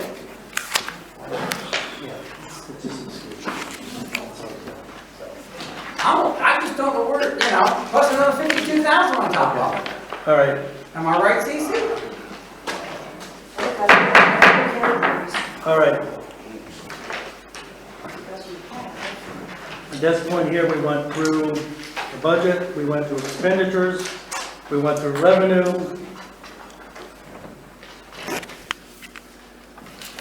We're looking at a 2017 budget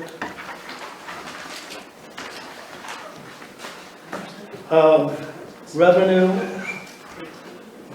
of $564,548. I'm making this in the form of a motion, so I need to correct this, so 564, 540. 564,548 is revenue. which is an tax amount Okay. of $81.44. Okay.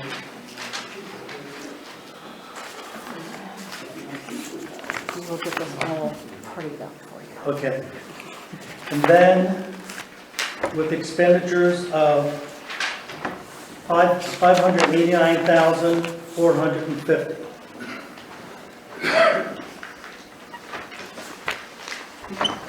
Okay? On top of that, part of that motion is to suspend the police department indefinitely for consideration. I guess we don't need to do that. This point is just suspended. Effective, it would be December 31st would be the last day of So beginning 2016. of January 1st, 2017? Yes. Okay.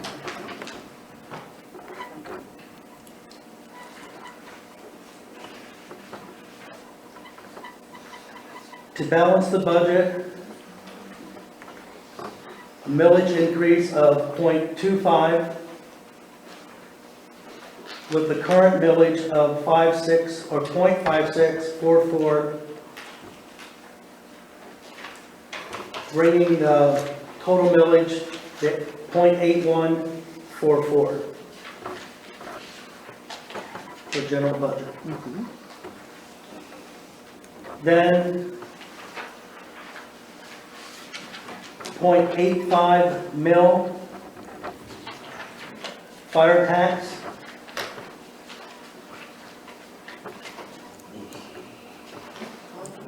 Okay, 85? 0.85.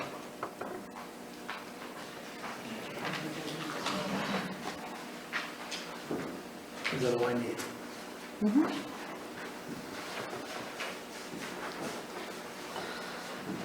Do I have a second?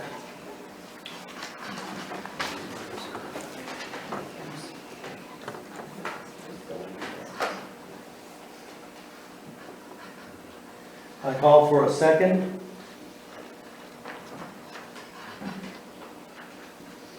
You have a second. I have a second. Any discussion among the board?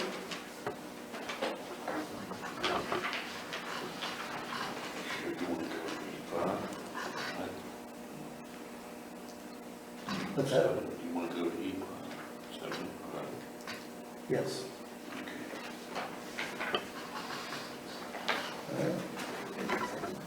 All in favor say aye. Aye. All opposed, nay. Ayes have it.